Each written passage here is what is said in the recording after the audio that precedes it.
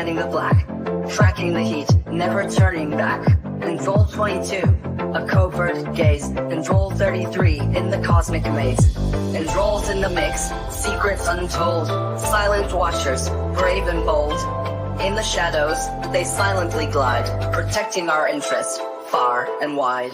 As fears, sentinel of the night, watching over with infrared sight, alerting us to threats afar, guiding our defenses like a guiding star.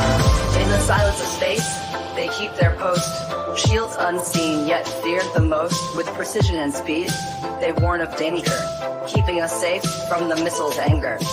As beers, sentinel of the night, watching over with infrared sight, alerting us to threats afar, guiding our defenses like a guiding star. And roles in the mix, secrets untold, silent watchers, brave and bold. In the shadows, they silently glide, protecting our interest, far and wide. As fears, sentinel of the night, watching over with infrared sight, alerting us to threats afar, guiding our defenses like a guiding star. As fears, sentinel of the night, watching over with infrared sight, alerting us to threats afar, guiding our defenses like a guiding star. S. Spears. What up, everybody? Welcome to the stream tonight. You know, it's Malaysian Airlines Monday, so we are going to be talking about the Malaysian Airlines flight, guys. Sorry, I never have my thing set up correctly here. I kind of recentered my screen a little bit. It's kind of awkward, though. Thanks, everybody, for being here early in the chat. Appreciate you guys jumping on quickly. We are going to have an awesome stream tonight. I don't know exactly how long it's going to go tonight. We'll see. There's quite a few things to talk about, though. And I saw some of the questions in the chat that people were asking about. So we're going to do a little bit of a Q&A regarding this tonight as well. Also, my appearance on Emerald, I was on Emerald Robinson only for like 5 minutes, maybe even less, honestly. But I think that's dropping like right now. But I think my appearance is probably near the end of the show. So I might try, if I remember, I might try to jump over to that. Although, sadly, I don't remember. Yeah, it might be hard. I don't remember what it was, what the name of the website was for it. Anyway, okay, guys. So first of all, somebody asked about the music. I don't really have the music somewhere that it can be easily gotten and downloaded. If you're in the Discord, maybe I'll make a... Oh, yeah, somebody just posted a link to the stream. I forgot I didn't post this in the Discord. Maybe I'll make a link to all the music in the Discord for you guys so you guys can have the songs. There's even more songs that I've never actually played. Like, people were sending me so many, it was too hard to get them all set up. And honestly, my favorite two are the S Beers one, and then the one where it's the Cypher, the other one I play a lot. The other ones are great too, actually, but those two just have the best all around staying power. Okay, guys, let's see. Yeah, well, oh, Tesla the Man. Oh, that was your previous name. Yeah, I remember your old name. What's up, man? What's up, Bofa? Nice to see you guys. Yeah, lots of people in the stream here tonight. Quickly, appreciate it. So, let's talk about some other stuff real quick that's tangentially related. So, first of all, the 23-minute video. I made a post earlier today. I actually didn't expect this, but I saw that Pat from Vetted had a he had his video today. He does videos every single day. He's done videos every single day for like months and months and months. And Pat from Vetted talked about the 23-minute classified video that Lou Elizondo has supposedly seen. And the reason why that's relevant is because Lou Elizondo's book leaked on the internet. At least part of it did, like half of it. And when he talks about that 23-minute video, he mentions that there was 3 luminous objects, like orbs, and that they had structure to them, and that they were moving in a perfect triangle. Perfect triangle is an equilateral triangle, as opposed to, a triangle that's like weirdly shaped or whatever. And I just went, holy shit. I mean, even if that video is from before 2014, like nobody's known about that video until like last year. He started doing podcasts and talking about it. So we're getting to the point already where there's already corroborated information that's coming out that's tangentially proving that MH370 videos are real. The other thing, I don't know if some people have pointed this out, but the debunkers have gone basically completely silent, which I didn't even want to evoke their name because I'm afraid they'll come back out again. But if they think that I don't want that, they're out of their minds. I want them to go silent and give up, stop talking about it. End of the day, those videos are going to be proven to be real. Everybody who attacked them, went against them, everybody who tried to debunk them is going to look like a moron in the future. And all that science is going to be proven to be real in the future as well.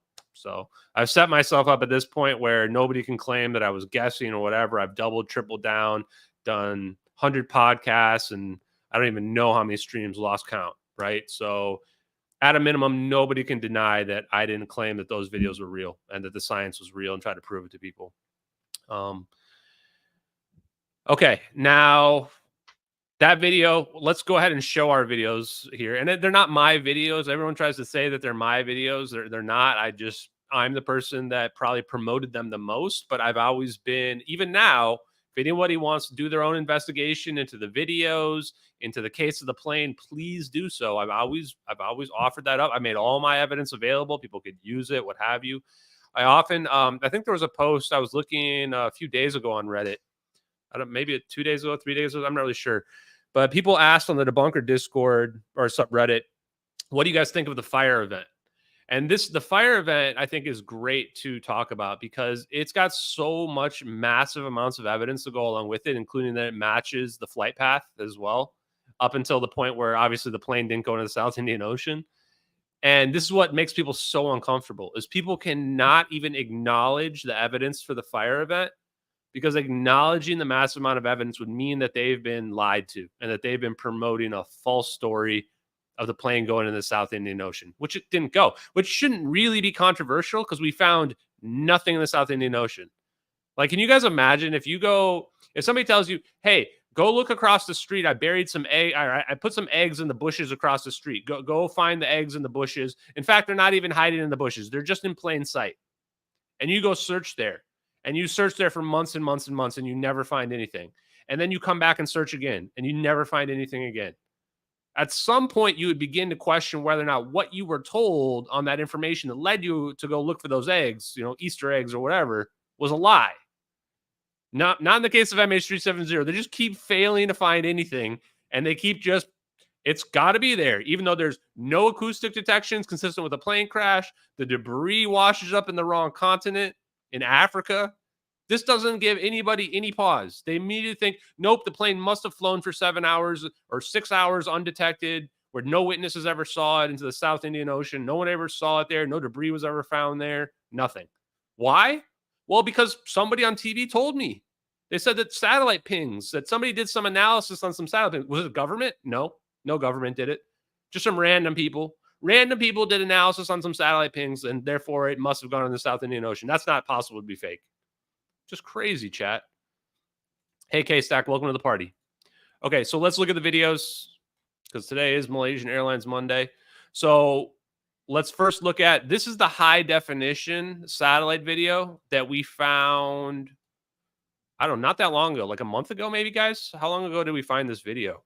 We think this is the original Regicide Anon upload. If the original version was not stereoscopic and it was converted to stereoscopic, which many people have claimed that it's possible, we can't rule it out, that functionality no longer exists on YouTube. But they used to have functionality where you could turn a video stereoscopic. If that's the case, then this is the original before it was turned stereoscopic, meaning this is the highest quality version of this video.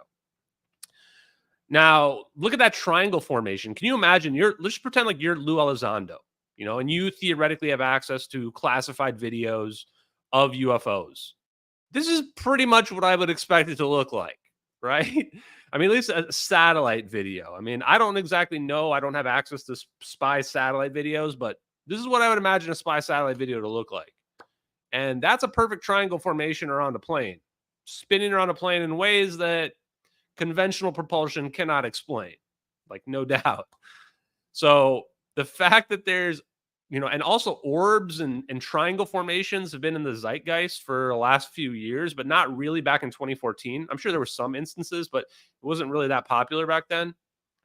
It really corroborates these videos. Now, the science is what, in my opinion, really corroborates the videos. Like, I've gone from being a guy that was a healthcare IT guy to now a situation where I'm promoting free energy and 0 point energy, if you want to call it free energy, whatever you want to call it, and warp drives and wormholes, which I didn't even think a wormhole was a real thing a year ago. I thought it was just some sci-fi thing. And then I started looking at all the scientific papers and I'm like, oh no, it's actual solution to Einstein's general relativity. So while I play this one more time, I want to remind people, like, there's been some arguments about flat Earth, and I know a lot of my followers are flat earthers. That's fine. I don't demand ideological purity, but I want people to know that wormholes and warp drives and even free energy, none of these prove that the Earth is flat. In fact, they're actual solutions, mathematical solutions to Einstein's general relativity. Now, I'm not a fan of special relativity. If you want to, we can agree there, right? We can at least bro it up. Special relativity, probably bullshit. General relativity, looking out there at big things, we're pretty solid on that. We're pretty solid on objects being round and us going around the Earth. Been proven for many hundreds of years. So I want to be clear. I'm not a flat earther. I believe the Earth's round. In fact, curvature is basically the basis and premise for all of this. Like, that's what gravity is, like the stress in the medium. So imagine just bending this, but into a circle around your object, right? Okay. Now the second video. So that's our first video. We can see our equilateral triangle. I mean, we can see our orbs. The second video is where we get a lot more information. And we saw the smoke trail. I probably should have brought up the smoke trail in that video as well, but pretty obvious.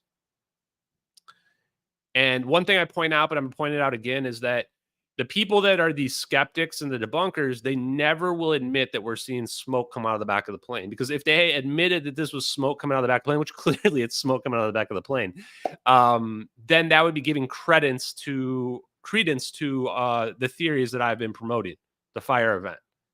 And there are other people. We're going to talk about the other people that have promoted the fire theory early on, especially, but it has not been a mainstream theory at all. And the only reason why it hasn't been a mainstream theory is because the TV pushed the idea that the plane went into the South Indian Ocean. And who developed the narrative that the plane went into the South Indian Ocean? The United States intelligence agencies did. That's not even a controversial statement. The people that told CNN or whatever were the intel, United States intelligence. That's who dropped the idea that the plane went into the South Indian Ocean. I mean,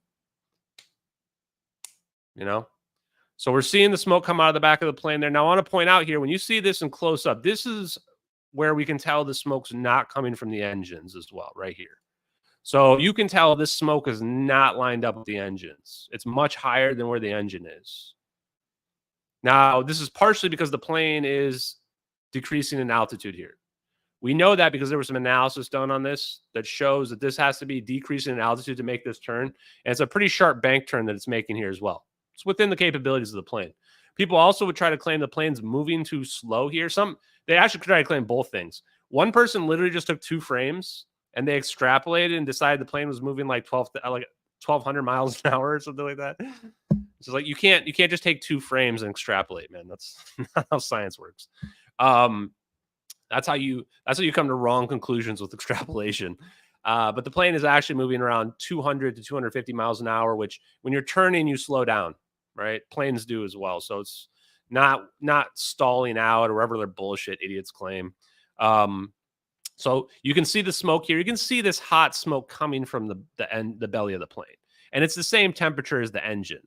So this is not just normal air coming out of the plane. This is heated air to some degree, and it's coming out of the exhaust ports underneath.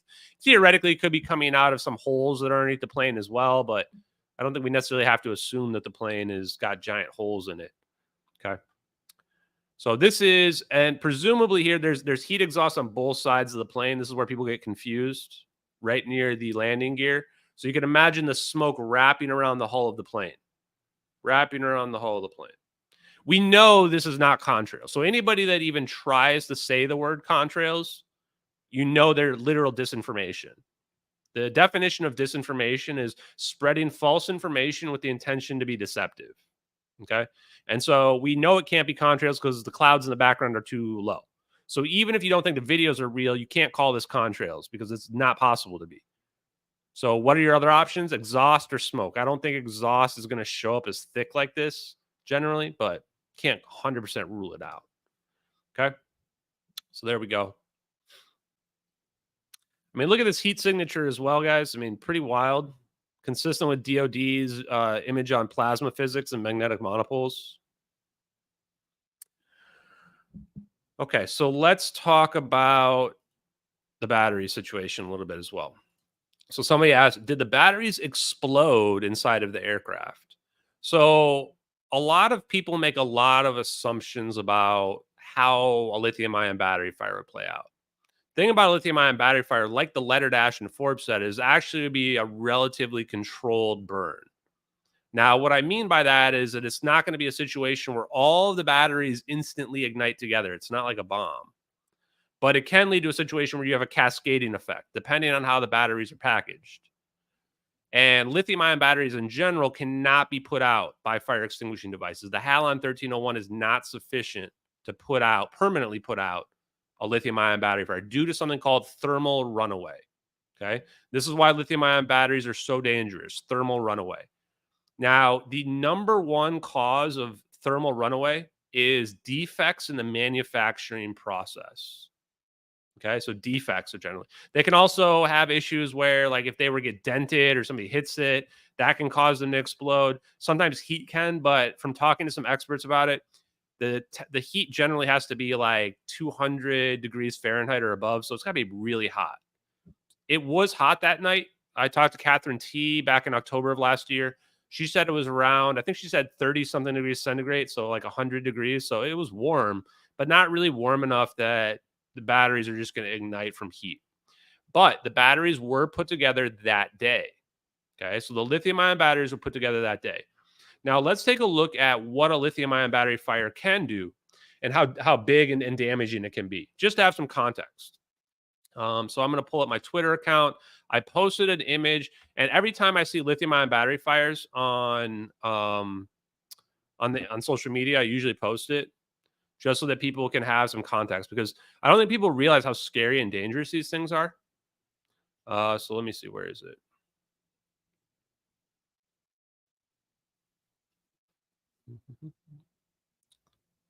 Oh, what was it? I guess it was last week, huh? Oh yeah, here it is. Oh, I downloaded it. Okay, hold on.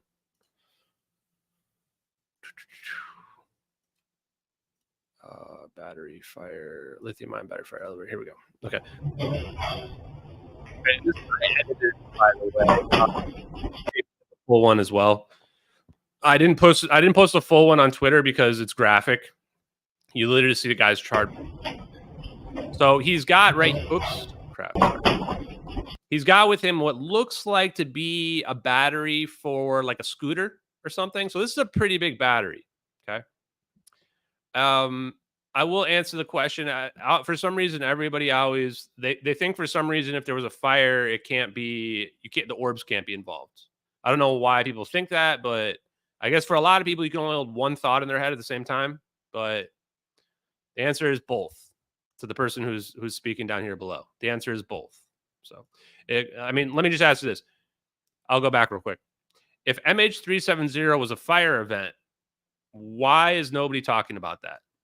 Why is it being covered up? Why are 20 witnesses? Why are the batteries? The fact that we have a Mayday call that talks about the plane disintegrating.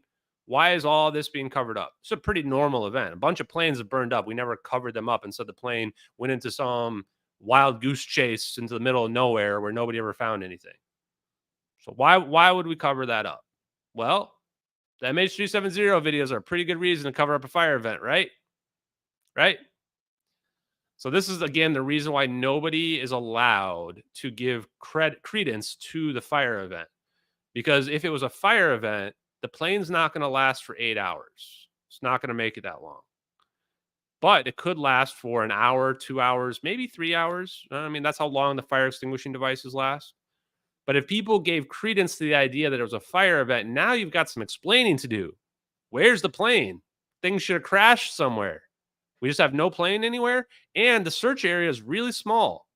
If your window of opportunity for your range of your plane is only a couple hours, where is the plane? They needed to claim that the plane flew for 8 hours into the middle of nowhere, because then they could claim, oh, the ocean's really big. We don't know where it went. Durr. Right? So what's the answer? Why are you covering up a fire? Well, the MH370 videos are a really good reason for why you would cover up a fire. Okay. Let's go back. So hopefully that answers that question.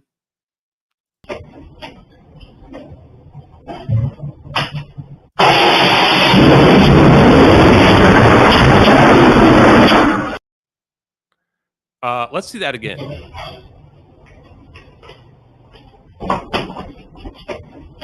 I mean, this is a violent explosion. You see how fast the smoke comes up? So one thing I want to point out is look how fast this goes from 0 to completely out of control. Like, we're going from the battery's fine to smoke is coming out of it, and then just seconds later, now there's smoke pouring out of it. That smoke is extremely toxic. Just 1 or 2 inhalations of that smoke, and it's game over. Game over. And now look at this fire. Now, why does it burn that much? The answer is lithium-ion batteries have a ton of energy in them. Ton of energy. That battery was probably charged, would be my guess. Somebody in my replies mentioned, which I believe it's true, that they generally keep them like only partially charged when they transfer them, when they move them around, when they transport them, because if they have more charge in them, they're way more dangerous, obviously. So presumably the batteries that we're talking about, we don't know what their charge level was. We do know that they came from Penang. They're Motorola batteries on MH370, 487 pounds in the forward cargo bay. We checked the manifest and the cargo manifest right next to the equipment center, the exact wrong location to keep batteries. You want to have batteries exploding like you just saw right there, they're going to damage the electrical stuff. They're going to start melting through shit with it because of the heat, right? Okay. Have I ever watched the 13th floor? Yes, although that's completely off topic, but yes. Yes, I have. So let me show you the full video. We'll watch the full video. I think this is it. Okay. Graphic warning, guys. So if you have kids watching or whatever, like turn their head away for, I don't know, 2 minutes or something like that.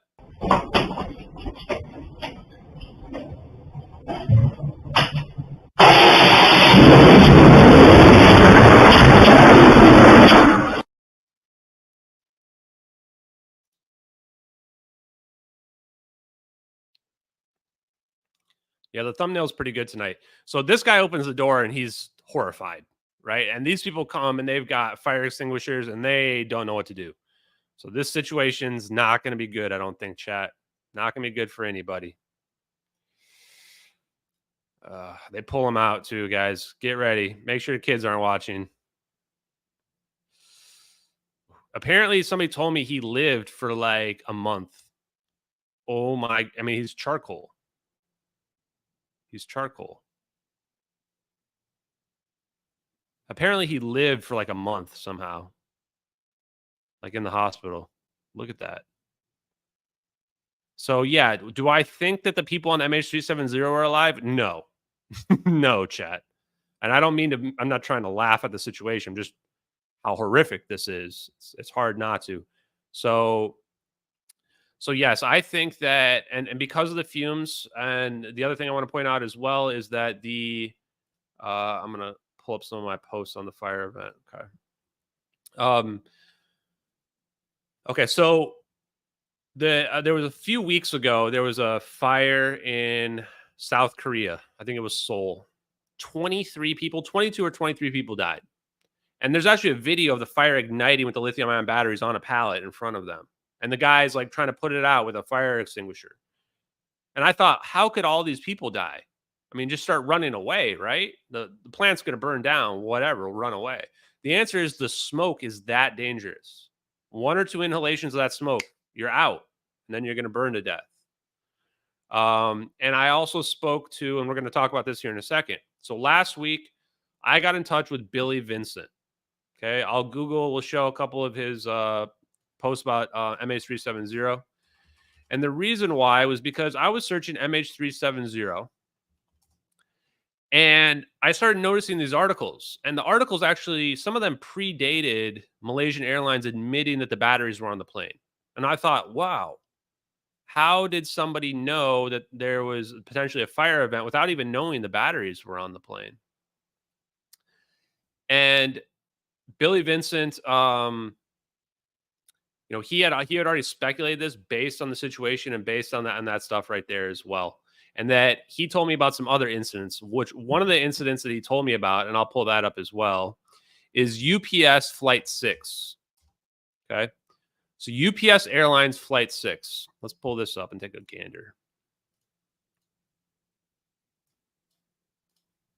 Okay. So here's UPS Flight 6. This is actually really, really good. Like I told you guys, probably in early, and we'll talk about the motivations here in a second as well, guys. So hang on to your butts on that stuff as well. I'll put it on my list here, make sure we don't miss it.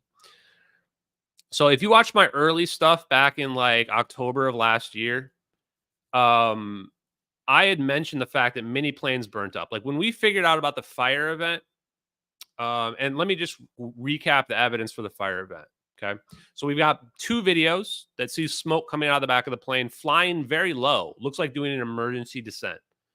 Then we found Catherine T. So after we found out about the fire event, I went back and said, well, let's go look at the witnesses again, because all these witnesses got discredited. It was very disjointed. I couldn't tell where the witnesses had seen the plane. I thought that all the witnesses, like none of them saw the plane. Once I realized there was a fire event, almost every single witness, almost all of them, line up perfectly for a fire event. It was actually unbelievable to me. That's when I said there's no denying the fire event. You just look at all the witnesses, all these disparate witnesses all over in different locations. What were they all coordinating their story? It's not possible. Catherine T was the first one. Her sighting is extremely well documented, and she still sticks to her story 10 years later. That's not somebody who made up a story. She was in the location to see the plane. Everybody admits it. All the people that think the plane went in the South Indian Ocean, they all discredit her story. They claim that, well, she doesn't know. She was seeing things, right? They just make shit up because they can't reconcile her story. She saw a glowing orange plane with no navigation lights, spewing dark smoke out of the back of it. Sounds like a lithium-ion battery fire to me. And it sounds like they were battling the fire with the Halon 1301, which has bromine in it, a chemical that is a halogen gas. You're supposed to pour water on these batteries too. So you can imagine if they're pouring water on the batteries, fire extinguishing them, whatever they got to do. And you've got this bromine releasing. Thank you very much to Suzanne. I won't say your last name to not dox you, but just sent me a $10 donation on Cash App. I appreciate that. It's very nice of you, Suzanne. So big shout out to you. Thank you very much. Yeah, if you want to donate on Cash App, I think there's one of those little $ things on my Twitter account. I don't really know how that works, but I linked it to there so that some people argue they didn't want to donate on YouTube because it takes like 35% or something, 40%. I don't know. Anyway, okay. So we find Catherine T. She clearly saw the plane. She indicates a fire event. We find out there's a Chinese-only reported Mayday call in the China Times that was actually, I'm going to FOIA this. I haven't FOIA'd it yet. I probably will do it later tonight. It was intercepted from the United States military. What? And, of course, it's a communication with MH370 saying that the plane was attempting an emergency ditching or emergency landing. Ditching, I imagine, is like in the ocean. And the plane was disintegrating. That's all consistent with a fire event that you've been battling for about an hour and 20 minutes. Like, your plane's falling apart. You got to get on the ground quickly. When I spoke to Billie Vincent, one thing that he mentioned as well is that the plane's going to be like vibrating and shaking a lot as well. Now, I couldn't really figure out all the significance to this, but maybe just imagine there's a lot of turbulence as well. And then we looked at the other witnesses. We said, okay, well, we found Catherine T. We've got this Mayday call. What about all the other witnesses? I thought they were in different locations than they really were. We find out that Mike McKay saw the plane on fire. And I had thought, oh, well, I thought he saw the plane crash. And so I go look at his sighting, and it turns out he says, no, I didn't see the plane crash. That was misrepresented by the media, of course, because they had to discredit him because he saw the plane on fire the moment it ignited for just a few seconds. You can imagine that the Halon 1301 fire extinguishing device is getting there, putting out, just like we saw with that elevator, right? Did we see flames coming out of the elevator? No. They opened the elevator up, and there's just a charred guy down there. No flames anymore. Now, those batteries are probably still extremely dangerous, but you can see that there's a situation where, like, the batteries aren't necessarily going to be permanently burning up and burning a hole right through the bottom of the fuselage or whatever. So he sees the plane on fire. And turns out at the same exact time, 9 people on the coast also hear loud noises. You can imagine the batteries are exploding, igniting. Maybe the plane's making a bunch of weird noises at the same time. And then we've got 8 people on a fishing boat 10 miles off the coast who 10 minutes later see the plane flying low. And just recently, it was Jean-Luc Bellichand, I think his name is, and Captain Billie, whatever, butchering his name. They reviewed the turn back that the plane did when it went dark, and they found it did an emergency descent maneuver. When I was talking to Billie Vincent, the former security director of the FAA, by the way, he said, when I saw the radar data that the plane increased altitude and then decreased altitude, he said, that's exactly what I would have expected them to do in a fire event. You're increasing the altitude because you're trying to put out the fire by giving the plane, the fire, the least amount of oxygen. And then why are you lowering? And he didn't say this specifically. This is just my opinion now, is that you're going to a lower altitude because you need to give enough oxygen for the passengers to breathe. If you were asphyxiating the passengers, you're not going to fly low. You've got an oxygen mask. You're going to fly high. You're going to knock everybody out. And you're going to make sure everybody's done. Okay. So let's go back to this situation here. If I missed your question, put the question in again, guys. Because I haven't been checking. Did I interview Catherine T? I only interviewed her via the phone. I did not interview her publicly. She didn't really want to be like in the spotlight. And I was actually, honestly, I was afraid for Catherine T's safety at the time because I thought there was a good chance she saw the plane disappear. If Catherine T had saw the plane disappear, I was legitimately afraid for her safety. And maybe she did, and she just lied about it. I don't know. But she told me she didn't see the plane disappear. I asked. You can find, if you go back to my Twitter post, you can probably search Catherine T. You can find it. It was called like a discussion with Catherine T or something like that. I basically had pen and paper. I did old school journalist style. I had all my questions. I just answered her questions. You'll find that her answers were very consistent with what she had said previously. But I asked her some stuff that nobody has ever asked her before.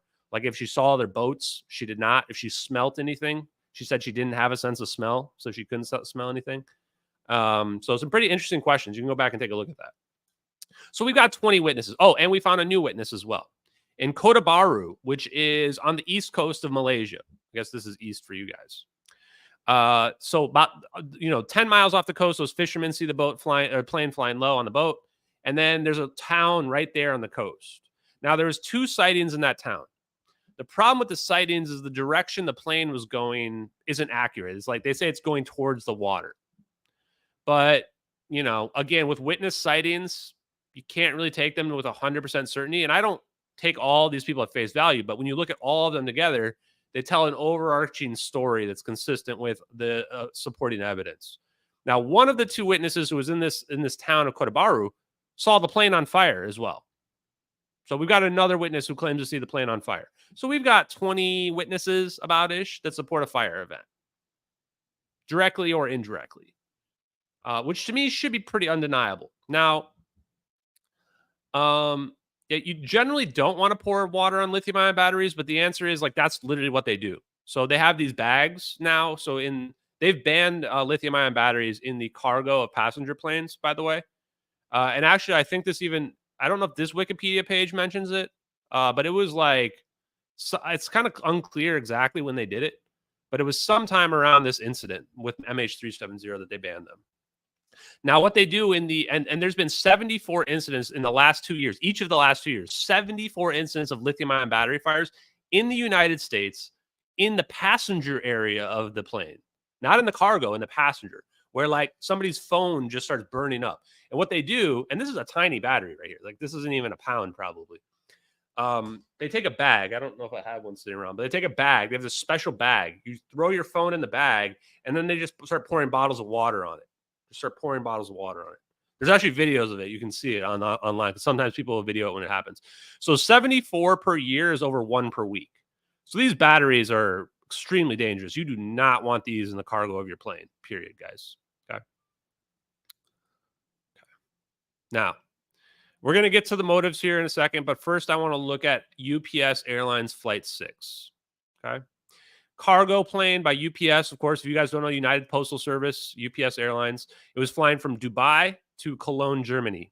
Okay. There was only 2 people on board, I believe, the pilot and the co-pilot. Now, if we dig down here, I'm just going to give you guys the runaround of how I was told this played out.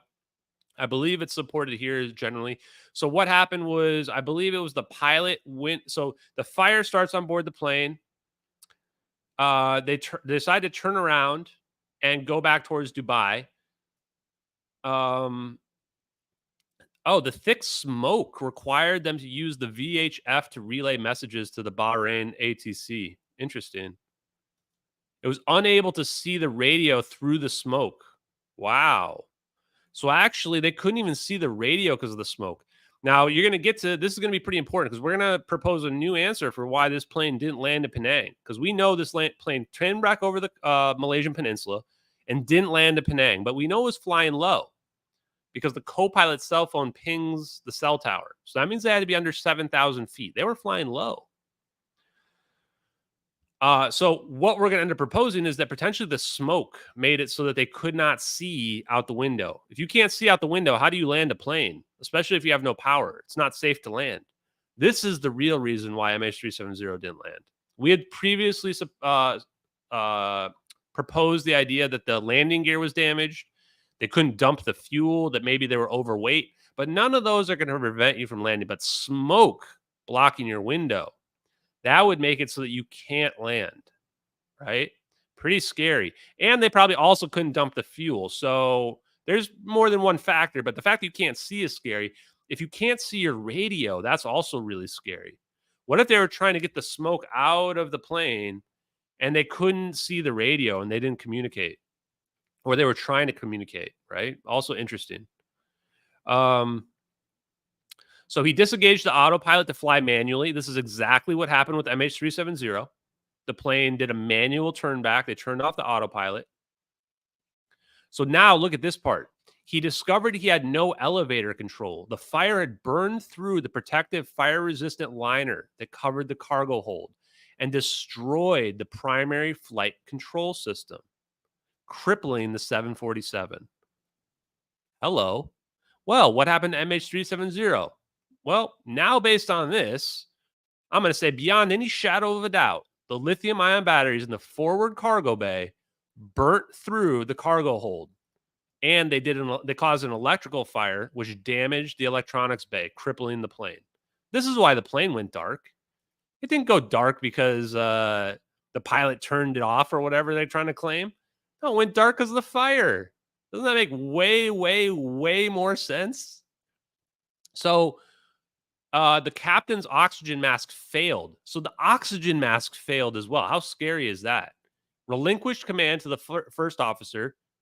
He then left his seat to go to retrieve the emergency reserve oxygen system oxygen mask. So to get the backup mask, which was just stowed behind the seat. Just behind the seat. He immediately lost consciousness because of the smoke. So again, guys, look how dangerous the smoke is, right? He lost consciousness soon after as a result of hypoxia after inhaling the acrid smoke. He collapsed on the floor of the flight deck. The fire was thought to have also disrupted the oxygen supply to the mask. So, I mean, now look what we're talking about here, guys. Yeah, this is a very morbid Yahtzee. So the fumes are knocking out the pilots even. So if the pilot gets your mask on, great. Now you better hope that mask works. The passengers are effed. Those masks the passengers have, I'm going to guess, this is just me, pure speculation, probably only like 75% of those masks even work. And then they're only going to work for like 20 or 30 minutes. So that's at a good day. So this plane, before it even gets to the MH370 videos, this plane's already been flying for over an hour. So those passengers are effed, guys. There's really just no way around it. And so I think that what happened is the passengers they basically all just lost consciousness. Not because necessarily of the depressurization, but because of the fire event. That was the real kicker that knocked them out. So then he was instructed to land in Dubai at runway 12L. The aircraft was too high on approach and the gear did not extend. Hello? Chat, hello? Why didn't they land at Penang, guys? We're seeing it right here. We have a literal scenario where this happened that perfectly matches what happened with our plane. Perfectly explains everything that happened with MH370. Why didn't they land at Penang? The landing gear didn't extend and they couldn't see because they were flying too high. The aircraft passed over the airport before making a tight turn. Bell attempted to turn towards a different airport, but mistakenly turned the wrong direction. Radar contact was lost thereafter. The aircraft finally struck the ground at a shallow angle at high speed in an unpopulated area between the Emirates Road, barely missing some oasis that was there. The right wing hit the ground first, and the burning 747 skidded a few meters, exploding into a fireball, killing both Bell and the unconscious pilot instantly. So there you go, chat. So why did they not try to land? Well, because they probably didn't want to have UPS Flight 6 happen to them. Why weren't they able to land? Well, it's the middle of the night and it's pitch black and you've got smoke covering your window and you can't see anything. Have you guys ever tried to drive a car without being able to see? And keep in mind, the autopilot was disabled. The fire disabled the autopilot, destroyed the flight management system. So now you've got to land the plane manually with toxic smoke blocking your vision, and there's no light because it's the middle of the night. You're screwed. So what are you going to do? You're going to land in the ocean. That's your best bet. Landing in the ocean in that scenario is your best bet. Because maybe the plane won't explode into a fireball. Maybe. Maybe you pull off a Sully Sullenberger. Maybe you do the 1 in a million miracle and you're able to somehow get this plane in the ocean in one piece. That's what they were going for. That's what they were doing in the videos. That's what Catherine T also supported. That's what the Mayday call also supported. We got 3 different sources of corroboration. I can't believe I even have to try this hard to convince people. Like, if I'm in a court case and I've got 3 sources of corroboration, you're going to prison for the rest of your life in a murder trial. Like, that's it. That's game over. You don't need more than that. Yeah, for some reason, people just can't believe it because they've been told, oh, well, some satellite pings. Okay, who analyzed the satellite pings? Did the military? Did Malaysian government? Nope. Who analyzed the satellite pings? Oh, it was some random bloggers. Oh, well, random bloggers analyzed 10 rows on an Excel spreadsheet and said that the plane went in the South Indian Ocean. So that's unfalsifiable. There's no, that's undeniable. Can't do anything about that. Can't argue against that. And a novel analysis has never been done before ever on satellite pings. Nothing suspicious about that. Why didn't the U.S. military come out and say, we've analyzed the satellite pings and here's where we think the plane crashed? Why didn't the U.S. military tell us exactly where the plane crashed, since they have a SOSA system that can pinpoint a tiny Titan sub popping in near the Titanic and triangulate the exact location? You guys really think the U.S. military doesn't know exactly what happened to this plane? I mean, just ignoring all of this, like, we've got surveillance systems across the entire planet. We've got acoustic systems everywhere as well. You think we wouldn't have heard a 747 or 777 crashing into the ocean? Of course we would have. Impossible. Yeah, it's actually a horrific way to go out.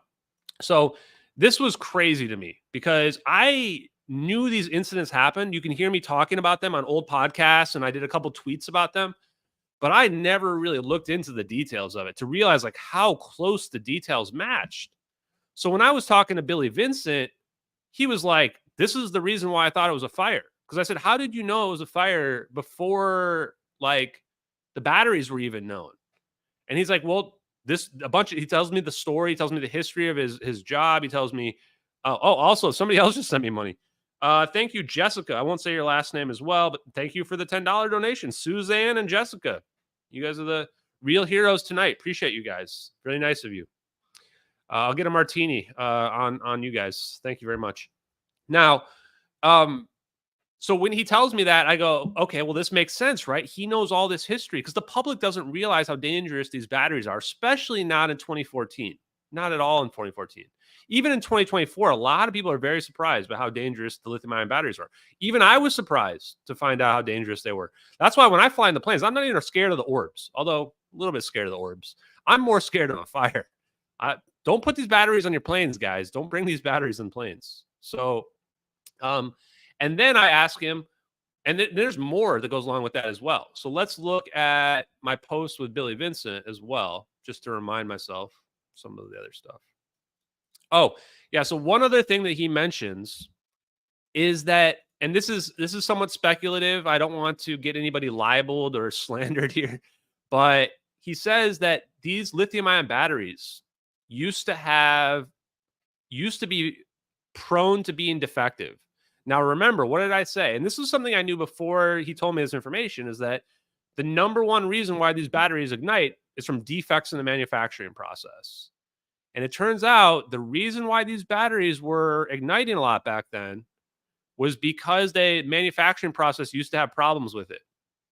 And if your manufacturing process has problems and you're prone to defects and burning up, that's a bad combination. So that was another reason why, after he was told, or after he found out that there were lithium ion batteries on the plane, and that was around March 20th, 21st, somewhere in that range. So like 2 weeks after the plane disappears, they finally admit these batteries on the plane. Of course, they hid that, because if they had said that right away, everybody would have figured it out. They had to hold on to that information for a different narrative to form. And then people would ignore the fire event and say, well, the fire event can't be possible because I have this other narrative that I'm going with. If the first narrative had been the fire event, then people would have questioned the satellite pings and gone, wait, how could these satellite pings be accurate if we've got this fire event? And by the way, the satellite pings were not released to the public till May 27th, 2014. That's like almost 3 months after the plane disappeared. So, I mean, you can just look at the timeline and chronology of the events and go, okay, the fire event makes way more sense. So he said after he found out that the batteries were on board the plane, he had no doubt it must have been a fire. That incident I told you about, Flight 6, UPS Flight 6, is not even the only plane that burnt up. There was another Dreamliner that burnt up as well. So a number of planes burnt up from lithium-ion battery fires, especially in the early 2010s. So this is why he was very sure that might be the case. Let me see what else. And the flight path as well. Like, why are you turning around and going to Penang? Now, he was saying Langkawi. This is why I got confused. Some people say the plane was going towards Langkawi. Other people say the plane was going to Penang. They're right next to each other on the map. End of the day, they're going to the nearest airport they could go to in order to try to, land a Boeing 777. You need to have a pretty long runway to be able to land a Boeing 777. And, you got to descend in a normal pace as well. Let's see. So the manufacturing process, I want to make sure. And then, okay, the electrical fire. So there's also this situation where there's this case of, let me go ahead and pull that up real quick.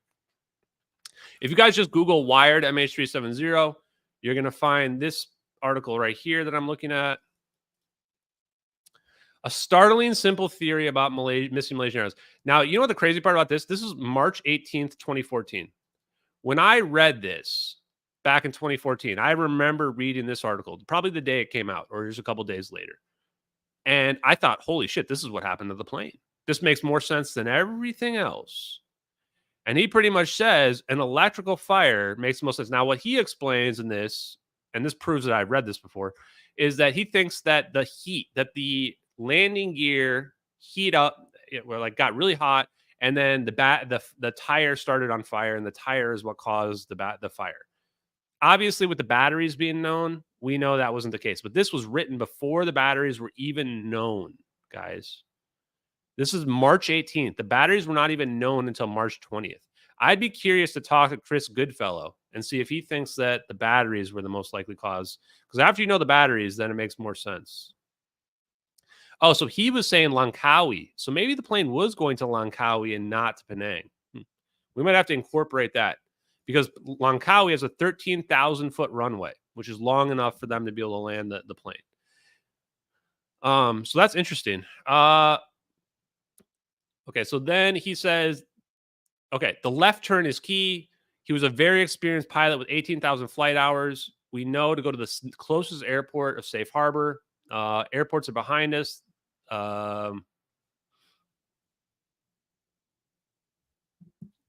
Okay, when he instinctively knew he was heading for an airport, right? So when you're a pilot and you see this turn back, you know you're heading for an airport. This is an emergency event. Yeah, the 13-foot airstrip with an approach over water and no obstacles. He didn't turn back to Kuala Lumpur because he knew he had 8,000-foot ridges to cross. Now, it's interesting. I asked Florence Duchengi about this because I looked on the map. There actually are ridges there. So you don't want to have to cross an 8,000-foot ridge. Why? Because you got to fly low. You got to fly very low. You don't want to risk running into a mountain, especially if you have to fly under 10,000 feet. 2,000 feet, that's a close shave, guys. So the train was friendlier towards Langkawi. So he's headed now, that's why he doesn't go back to Penang or to Kuala Lumpur, because that's what a lot of people think. The loss of the transponder and the communications makes perfect sense in a fire. When I heard this, I immediately brought up Google Earth and searched for airports in proximity to track towards the southwest. He was making a turn to the closest, safest airport. Again, all perfectly logical. The loss of the transponders and communications make perfect sense. It was most likely an electrical fire. So we know it was a lithium-ion battery fire, but you can imagine that turns into an electrical fire. The first response is to pull the main buses and restore the circuits one by one until you have isolated the bad one. If they pull the buses, the plane would go silent. Make a note right there, guys. It probably was a serious event, and the flight crew was occupied with controlling the plane and trying to fight the fire. Aviate, navigate, communicate is the mantra. Okay. An electrical fire might not be as fast and furious, and there may or may not be incapacitating smoke.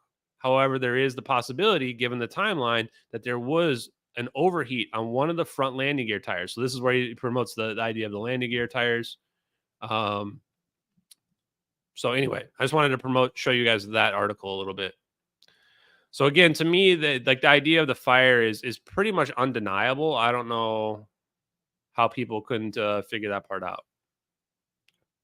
Wow, people are going crazy on donations now because of this. Benjamin, thank you very much for the $20 donation. You guys are awesome, man. I love it. Thank you very much. I don't know if you're in the chat, but if you are, thank you. Appreciate you. You're probably watching somewhere out there. Oh, yeah. Asiana Flight 991 is another fire event. Maybe I'll look at that later tonight. We can talk about it maybe next week or something like that. Okay. Oh, yeah. And so another thing that Billie Vincent told me was he said the batteries might not have all failed at once, leading to a controlled burn. That would have allowed the plane to stay in the air. He actually told me he thought the plane could have stayed in the air for over even longer than an hour and 20 minutes, which is what we needed to stay in the air for. He actually, because I said, well, how do you think the plane could have gone to the South Indian Ocean? There's no way if it was on fire. And he's like, well, not necessarily. Maybe there's some scenario where it could. I think that he was kind of reaching with that. Seems extremely implausible to me that a plane is going to be on fire for 8 hours. There's a lot of people that don't know how fires work, and they just hear stupid stuff that other people claim, and they go, it would have burnt through the plane in just a minute or two or 15 minutes or something like that. Look, I've talked to multiple experts now, and none of them have ever said that to me. Real experts, not imaginary people on Reddit and on the internet that have no experience whatsoever. Like experts that have testified on Capitol Hill regarding the dangers of this, and now former FAA security director. So unless your credentials are better than that, not really going to listen to what you have to say. Okay, now let's dig into some of the motive stuff, guys. The Freescale Semiconductor employees. Okay. So as we know, Freescale Semiconductors broke off from Motorola in 2004. They separated because they were kind of a divergent path. You know, Motorola is a phone company. Freescale was working on semiconductors, and they were specialized in semiconductors. From the interview with Mike Harris, he said that Motorola was already looking into superconductivity back in the 90s. We found the 2005 NSA report on superconductive microchip assessment as well. Superconductivity is one of the key elements in a lot of this advanced technology that's out there. We also think, based on Ning Li and Plotkinow's research, it's tied to anti-gravity. So when we're looking at a lot of these effects, we're like, well, we got kind of on the mark here. Who owned the batteries? So shout out to Chaotic Good. I don't know if she's watching right now, but she was saying, before I even talked to Billie Vincent, who owned the batteries? Why did no one take credit for the batteries? Why did they not say, hey, my batteries were on the plane? Well, it was Motorola. Motorola, the very same company that Freescale broke off of, they were the ones that controlled the batteries. Why did they not come out? And why did they not say that we had the batteries? Because they would have legal liability. They would have had legal liability for what happened to the plane if those batteries are what caused it. So, of course, you're going to be quiet, right? If you created the thing that caused this massive, horrific situation, you're not going to say crap about it. Billie Vincent brought this up. I was shocked. Imagine I'm talking to the former security director of the FAA, and he goes, also, there were these engineers. He says 21, and I go, it was 20, because I knew exactly what he was talking about right away, the Freescale Semiconductor employees. And he goes, well, yeah, they broke off from this company, Motorola, and Motorola is the one that had the batteries on the plane. And I think, don't quote me on this, he mentioned something about the what they were working on as well. And I'm like, microprocessors, like advanced microprocessors, like smaller than a dipple in a golf ball? Yeah. So, like, even people that are outside the scope of this investigation related to MH370 videos already pieced together the batteries, the Freescale Semiconductor employees, and this technology that they were working on here. They just didn't piece together, well, espionage, counter-espionage, rescue mission, whatever it is. So, pretty wild. So, he had pieced that together. He also mentioned that the reason why Motorola probably didn't speak up is because they would have had legal liability. And that's when I went, oh, crap, that makes a lot of sense, right? They would have had legal liability. Somebody asked how much YouTube takes. I think YouTube takes 20% or 40% of donations. It's a lot. It's a lot, guys. Okay. And so just because I knew people would ask me, if I didn't ask them about the videos, what kind of investigator am I? So I emailed the videos to Billie Vincent. I said, don't think I'm crazy, but there's a couple of videos of the plane right here. So what he told me was, and he gave me permission to speak about his opinion on the fire event. I'm going to be not going to go into too much detail on the video stuff, but he didn't think the videos could be real. He didn't think, the technology, he didn't think we were necessarily that advanced. But he was a very nice guy overall. We had a pretty long discussion about the videos, actually. We had several calls. And I didn't have any problem with it. I wasn't trying to convince him the videos were real. I just told him what I know about the situation, what I know about the technology, and, that's great. All I wanted to know, honestly, was about the fire stuff anyway. So, but it was cool that I actually got to talk to somebody that was that high up. And I think he was former military as well and had some connections, actually. I Googled some people that he named that were pretty interesting. And if you didn't find out, if you don't know all the history of the fire event, like this post right here, October 8th, goes into like all the stuff about the fire event. Here's the China Times. I even have a link to the China Times news story. The aircraft's pilot reported the cabin was facing disintegration and needed to make an emergency landing. This day, I still remember October 8th, 2023. Like, this was one of the biggest Yahtzee days ever. Like, we had so much evidence it was a fire. And the best part was I had people sitting there saying stuff like, you think the aliens zapped the plane, blah, blah, blah, blah, blah. And so when I came back with this investigative reporting and was like, we just proved it was a fire event, it shattered those people, shattered them. There was nothing they could say, literally nothing. This is honestly right here just worthy of a Pulitzer Prize by itself, frankly. Very few people on this earth will ever do a level of investigative journalism that uncovers anything like this. So I'm very proud of this work. It puts together lots of pieces that are out there that are undeniable evidence, and creates a cohesive story out of them that fits with more evidence than any other story has ever been put out there right now. Pretty sweet.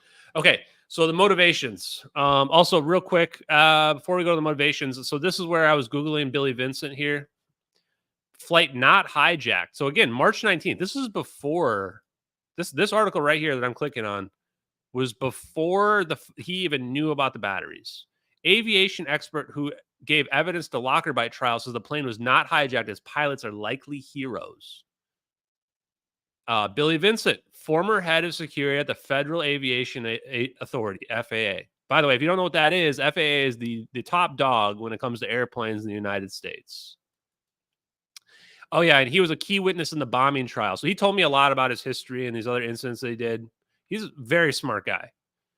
He believed that MH370 diverted off course in a desperate bid to reach safe harbor as the cabin filled with smoke. As opposed to being hijackers, the crew was heroically trying to save the airplane, themselves and the passengers when this catastrophe hit. I mean, those are words where I saw those words and I went, okay, I need to talk to this guy. This is March 14th. This is 6 days after the plane disappeared. Okay. Let's see what Billie Vincent said on this one. 6 days after the plane disappeared. What was Billie Vincent saying? Unlikely the plane crashed. It's improbable that the plane flew for so many hours and then fell into the ocean. It just doesn't make any sense. Which brings us around to the point that the possibility and perhaps even the probability that the airline was hijacked and commandeered. He said, but then you have to ask yourself, to what purpose? So this guy was already figuring out the official narrative made no sense. How could the plane have crashed? There's no debris field anywhere. This is 6 days later. We should have found the debris field anywhere on the Earth the next day. A giant debris field of a plane crashing into the ocean. It's not just us that have satellites, the United States. Every country has satellites that are monitoring the globe. Nobody saw a debris field in 2014. Guys, impossible. Absolutely impossible. One more, and then we'll go to the narratives that are around there.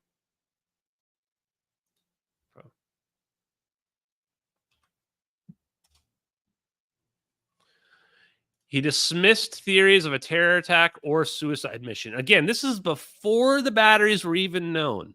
I always get surprised with like Joseph P. Farrell that figured out the whole thing without seeing the videos, or this guy that figures out the batteries, that figures out a fire event, but without even knowing there are batteries on the plane that were super dangerous. The scenario begins with the eruption of hazardous materials within the cargo hold, either improperly packaged or illegally shipped, or both. Wow. Wow, guys. He didn't even know there were batteries on the plane, and he nailed it. He nailed it, chat. Look at this. What? He's like, I'm just going to divine that there's lithium-ion batteries on this plane. Why? Because he's seen it happen multiple times. And the scenario is a perfect fit with a fire event. Anyone who denies the fire event is delusional, just as delusional as thinking the United States government doesn't know what happened to this plane. And sadly, there's a lot of delusional people on this planet that just have no idea how easy it is to be that they get lied to. You know? He believes a fire started in the cargo hold and gradually destroyed the plane's communication systems. He says toxic fumes would have quickly overwhelmed the passengers and the cockpit. One of the pilots managed to put on an oxygen mask and turn the plane back to Kuala Lumpur. Now, he was wrong here. It didn't go to Kuala Lumpur. It actually went to either Penang or Langkawi. When I spoke to him, he said Langkawi. So maybe it did go to Langkawi. I'm going to look up that Langkawi airport and figure out where it is. Maybe I've been saying the wrong airport this whole time. Because actually, because the Earth is a globe, Langkawi might actually be literally closer. Like, it's hard because when you spread it out on a map, it looks different. But Langkawi could have been closer. Either way, Penang and Langkawi are very close to one another. He put the plane's rapid ascent and descent. So this is what he told me as well, because the old calculation said the plane ascended and then descended. Simply the crew not being able to stabilize the plane.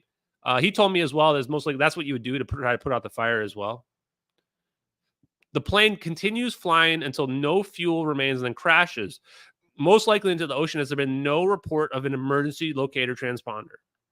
So there's actually 4 emergency transponders on this plane. None of them went off, which this is where I would disagree and say this proves that there's no way the plane crashed. At least now, maybe I don't know about this, like the ocean versus the land, but presumably the transponders going off, somebody can detect them somewhere. Maybe if they go off in the ocean, nobody can detect them. I don't know. There's no indication that either of the pilots were criminally involved in the disappearance of this airplane. Neither has Malaysia released any data indicating anything amiss in the security clearance of the passengers for this flight. So, I mean, this is just common logic. Like, if you guys watch like stupid YouTubers like Green Dot Aviation and Mentor Pilot, these guys are morons. And why am I rude? Because they're fucking idiots. If you're a pilot and you can't figure out this was a fire emergency event, like, you obviously haven't looked at any of the evidence. Billie Vincent's a former security director at FAA. He figured it out without even knowing batteries were on the plane. Mentor Pilot goes, he literally says this in his video. Mentor Pilot says there's 5,000 pounds of lithium ion batteries in the cargo. And then says, but yes, it was safe. I would never want Mentor Pilot to be my pilot on an airplane ever in this world. If Mentor Pilot is my pilot when I get on an airplane, I'm getting the fuck off, because that guy does not have any sense of self-regard or safety at all. I mean, wow, that's just embarrassing for the fact that he missed that. And the reason why I'm coming down on Mentor Pilot is because this guy, his video, his shitty video that he made got like 5 million views. It's misleading. It's the literal definition of misinformation, and he should know better. As somebody who's a pilot themselves, A, you should not be trying to vilify another pilot who's clearly innocent. And B, you should know that lithium-ion batteries are extremely dangerous. I don't know if he's just an idiot or if he's disinformation or what, but to ignore that and gloss over it when there's all these articles about it, all you have to do is just Google MH370. You're going to get articles about the fire event. This isn't even the only guy. Dr. Edel is another guy that promoted the fire event, who's another expert. So these people just did no actual work. So yes, Mentor Pilot is a fucking retard. Sorry. You should be very careful about listening to random YouTubers because they don't really know shit, unfortunately. Okay. Now, let's close out of this. Okay, let's talk a little bit about the motivations of what they did, guys. And I want to hear what your guys' thoughts are as well. So now there's two different scenarios. Two different scenarios that I think are plausible given the evidence that we've looked at here and we've talked about the fire event. Now random people are messaging me. One of those scenarios is a rescue. Okay, so did the batteries accidentally go off? Was it like the elevator where the batteries just ignited? Now we're in a desperate situation. Now we got to turn back. Now we got to go try to land at the nearest airport as fast as we can. Or was it a situation where this is some type of well-planned operation, that those batteries were somehow triggered and set to ignite, knowing that thermal runaway has, as the letter Ashton Forbes says, a controlled burn situation, that or predictable burn rate, that you know that the plane's not just going to explode right away, in which case you're going to deploy your orbs. So, hey, Yoga with Denise, welcome to the party. Hey, Angelic, thank you very much. Sorry, I kind of closed those pretty quickly. We'll leave that one up for a second. So I used to be on the rescue motive, and my mindset has changed quite a bit over the course of the investigation as I learned how easily we lie to the public. And so I used to believe in like the good in everybody. I still kind of do believe in the good in everybody. So I didn't want to think that we would pull an operation off like this. Here's for me what it hinges on. For me, it hinges on the drone video. So let's pull back up the drone video one more time, guys. This drone video is the biggest leak in the United States military history. It's probably the most important video ever posted on the internet from the scientific perspective, but also based on how much it tells us about the plane. Look at this video, guys. You can watch this video 100 times and not even pull all the details out of it. Look how close this drone is to the plane. Why is the drone in this location? A lot of people correctly point out that drones don't have the same altitude capabilities as an airplane. Now, that's not a problem because we know that this plane is flying low. The other thing is that this drone cannot catch up to the plane. This plane is actually much faster than the drone. Now, in this case, the plane is flying relatively slow, but that's not what I'm talking about. I'm talking about the situation where this plane cannot keep up with, the drone cannot keep up with the plane. It had to have what? Intercepted it. So if it intercepts it now, this really narrows down our options. Now, also, we can get some idea of how fast the drone is going. It's going pretty damn slow as it goes underneath the wake of this plane here. They're zooming on this plane. They're watching this plane right now, right as it comes into view, before the orbs show up. Now, why does the video start right here? The video starts right here because we know these orbs are about to show up. Now, this is very important information because this is telling a story. The first thing it's telling us is either we operationalized this drone in response to the fire event. So we heard a mayday call or something, right? And we said, get the drone in the air. Or this was planned out ahead of time and the drone was ready to go. Hard to say which one of those two. So depending on what you believe there, that's where you're going to lie in terms of, do we think this was accidental or do we think this was an operation? Okay. Now, I won't say that I'm 100% sure one way or another, but I will say I lean on the operation side. Why? Because 1 hour is a very short window to operationalize the drone. The pros are there was Cope Tiger and Cobra Gold exercises happening in that region. So perhaps the drone was ready to go just in the right exact spot, and they pulled it up there and they saw it. Okay. And in that case, what are we trying to do here? We're trying to save the people on the plane. Why are we trying to save the people on the plane? Well, either way you look at it, it's probably the Freescale Semiconductor employees. There's also this theory that maybe there's a VIP on board the plane, and they're like, save me, you got to break out the orbs. But to me, the people that are tied to these advanced microchips in U.S. aerospace and defense, and there's so many of them on the plane, those would be the ones you're trying to save in this scenario. And in this scenario, you're trying to save them, and you don't want anybody to see. So where do you have the plane fly to? Fly to the middle of the Andaman Sea and the Nicobar Islands where there's nobody around in the middle of the night. You run the risk of other satellites seeing your orbs teleport the plane away. But if you know the capabilities of foreign adversary satellites, then you're not very worried about them seeing you because maybe their resolution is not good enough to be able to see exactly what happens. Meanwhile, you've got a drone filming in high definition here in 4K. I don't even know what quality this is. And we've got like crazy amounts of intelligence that we're pulling here. So the other side of it is the operation side. If this is an operation, then that fire was probably planned way ahead of time, maybe even months ahead of time. Yeah, we'll watch the Minister of Defense interview right after this, actually. Good call. And that's probably how we'll end it tonight. So if this was an operation, then you have this planned out ahead of time. You had the batteries ready to go ahead of time, and you are preventing these people from getting to China. Now, why does this theory have some credit and credence to it? Well, because there's mystery cargo on this plane, and it wasn't just batteries from Motorola. There was also electronics from Motorola that are poorly documented. If these people were taking their intellectual property to China, and we are doing some counter espionage to prevent that from happening, then maybe it's not just the intellectual property. Because a lot of people say you can just shoot it down with a missile. Just shoot the plane down with a missile, make those people disappear. They also need to make the cargo disappear. What if the microchips that allow for this technology were on the plane with the people? Then in that situation, it's not good enough just to shoot the plane down because now your cargo is going to go flying everywhere. If China gets the cargo, who cares if they get intellectual property? They can reverse engineer the cargo, the microchips. So you need to make sure this plane disappears entirely. Also, why do you teleport a plane? You don't want anybody to see where you're taking it, right? You teleport that plane, it could be anywhere. It could be nowhere. It could be atomized for all we know at that point. So there's multiple reasons why you might teleport. Also, there's the third element. What if you don't even care about the passengers? What if you just want to get the cargo and make sure the cargo doesn't land? Maybe everybody else is just collateral damage.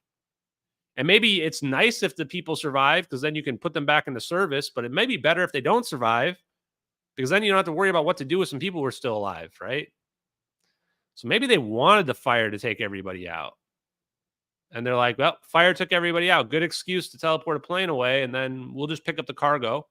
And then nobody will ever wonder because either way, everybody's dead, unfortunately. Prayers to the families. But then your other message is, well, what if this was a message to those other countries? because the foreign intelligence agencies are going to be able to figure out who did this.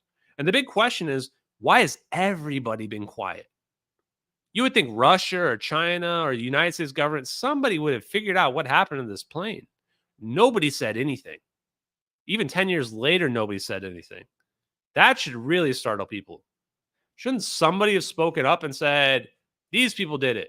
Nope, nobody did. Instead, we had this independent group, which is just random bloggers and wannabe experts. Those were the people that were leading the public investigation. What? And then we had the ATSB put out this report, and it like just dismisses the fire event without any logical scenario. Doesn't interview any of the people that were talking about a fire event that would explain it like they explained it to me. So if this was a message to those other countries, they're going to shut the hell up. And they're also going to be very afraid, because if a country is out there, United States or whoever else, can disappear a Boeing 777, just disappear it off the planet, or disappear it to Diego Garcia and nobody knows, man, that would scare the hell out of me. Oh, Staycation Jason in the chat. What up, Staycation Jason? No martinis tonight, but yeah. Yeah. So you could argue there was a message to those other countries as well. So this kind of closes the gap. So to me, this theory that makes the most sense is an operation or counterintelligence, however you want to look at it. Also, I want to point out some other relevant facts. Really, once you start to look at all the facts around it, the weird cargo, the Freescale semiconductor employees, the semiconductor employees, 8 of them were Chinese nationals, 12 were Malaysian nationals. So none of them were Americans, but they all work for an American company, Freescale Semiconductors, who's connected to U.S. aerospace and defense, who's working on superconductive microchips. And superconductivity is the secret to anti-gravity and other technology as well, as far as we know. I certainly think it is. And now we're seeing anti-gravity orbs floating around. So to me, they're the motivation here. And it turns out Biden just put more tariffs on Chinese semiconductors. We're in like a trade war over semiconductors, and the world doesn't even realize it. And China has been stealing intellectual property from us nonstop. The number one target for intellectual property theft, foreign nationals that work for American companies. Well, all the puzzle pieces are starting to add up here. We've got foreign nationals working for an American company going to China. They might have the microprocessors on the plane with them. This is why you pull off an operation like this. So I love my country, but we took that plane, and I'm pretty sure we did it intentionally, and we filmed it, which is crazy that we filmed it, because holy shit, look at that video. I mean, let's just look at it one more time, because let's look at both videos one more time. Because man, oh man, first of all, the fact that we have plasma technology like this, mind-blowing. Now, the other thing about the alien aspect I want to point out one more time, guys, is that this technology seems incredible. There's some small percentage chance this could be non-human intelligence, but because we're already filming the plane before the orbs show up, that tells me that this is an operation that we were planning. And I don't think we're working with the ETs or whatever people say. Maybe there's too complicated. Instead, we're just deploying our drones that are floating around the plane and clearly mapping the plane here, preparing for the wormhole that they're going to induce. They're just going to break through the fabric of reality here and teleport this plane.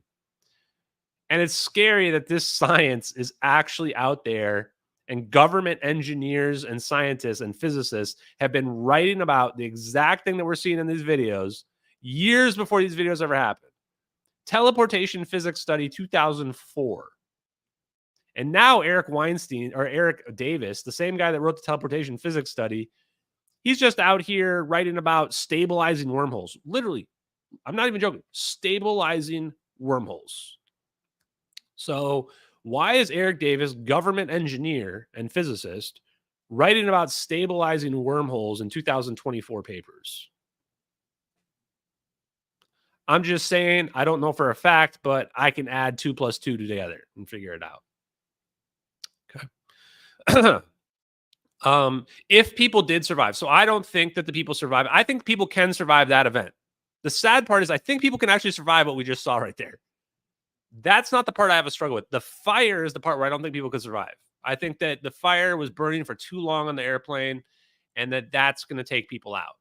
So that's the sad part about this, is that I think the fire then led to this teleportation event one way or another. They're directly connected to one another. Whether or not we started that battery fire intentionally or if it was accidental, only the government can tell us for sure. Also, thank you very much, Mangel. Fire event equals everybody's dead. Remote controls. Yeah, remote controls also could have been involved. I do want to point that out as well. You could remote control it theoretically. I don't think you need exotic technology. That's why I think that this is partially, well, you might need exotic technology. Because if you're remote controlling this plane for thousands of miles, people are going to see it. That's the problem. How do you cover it up and people see it? Keep in mind, Catherine T saw the plane. She saw the plane probably just minutes before this happened. So, and she was just some random person on a boat. The problem is if you're flying this into the morning hours where the sun starts to come up, and if you're going west, rises in the east, sets in the west. Actually, the west is actually the right direction to be flying to keep it dark. But eventually the sun's going to start coming out and people are going to start seeing the plane. So that's the reason why you don't remote control it the whole way, because people are going to see it. And maybe it couldn't make it either. Like what we just saw there with that zap, that might have put the fire out. That might have actually sucked the energy out of the batteries because it's an endothermic event. Now, we don't know that for a fact, but maybe. So maybe there's a dual purpose to this event that's going on here. And again, it's hard to speculate on some of this because we're talking about a wormhole, an endothermic event in 2 videos here. And, you know, like, yes, there's scientific papers about it, but shit, like scientific theories and papers don't always mean 100% accuracy of what really goes down. So I do think there's a remote control aspect where you could remote control it. Maybe, you know, if the pilots were incapacitated, you could maybe remote control it to this location, or maybe they remote control it on the other side. You know, plane teleports away somewhere else. And honestly, I can't believe I'm even talking about teleportation. Like even a year later, and even after all that I've seen, it's so crazy that that's the world we live in, where we're really hiding teleportation technology. So you teleport this plane, and then maybe you remote control it to get to Diego Garcia or whatever. Hard to say. I do think the pilot could have survived the whole time. With their mask, they have enough oxygen. They can last for several hours, even at a high flow rate. It makes a big difference depending on what flow rate you're on with those oxygen masks. I looked up that a lot. If you're a respiratory therapist, you'll know this as well. If you're at a high flow rate, then the oxygen is going to wear out much quicker than a low flow rate. Okay. Yes, wormholes are humanly traversable. So if you didn't know this, wormholes are actually humanly traversable. Crazy, right? Because they're not black holes. That's the difference between them. Is that a wormhole is a rip through the fabric of reality, but you're breaking the Schwinger limit. That's when we see this black event open up, and you're keeping that wormhole open just long enough for the plane to get entirely through it so that you don't rip pieces of the plane off. And it happens in those videos within, I think, about less than 0.2 seconds. That's how fast that thing is happening. Extremely quickly. Okay, yes, and I do think the plane ended up in Diego Garcia. Why? That's like the only place for the plane to land without being seen. One other thing that Billie Vincent said is that this plane could not have landed in a commercial airport somewhere. You can't hide a Boeing 777 landing in a commercial airport, especially if it was on fire. Like there would be reports everywhere. Thousands of people are going to see the burning plane. There's just no hiding it. There's only a few places on Earth you can hide a plane like this. And one of them is Diego Garcia military base, which is not open to commercial landing.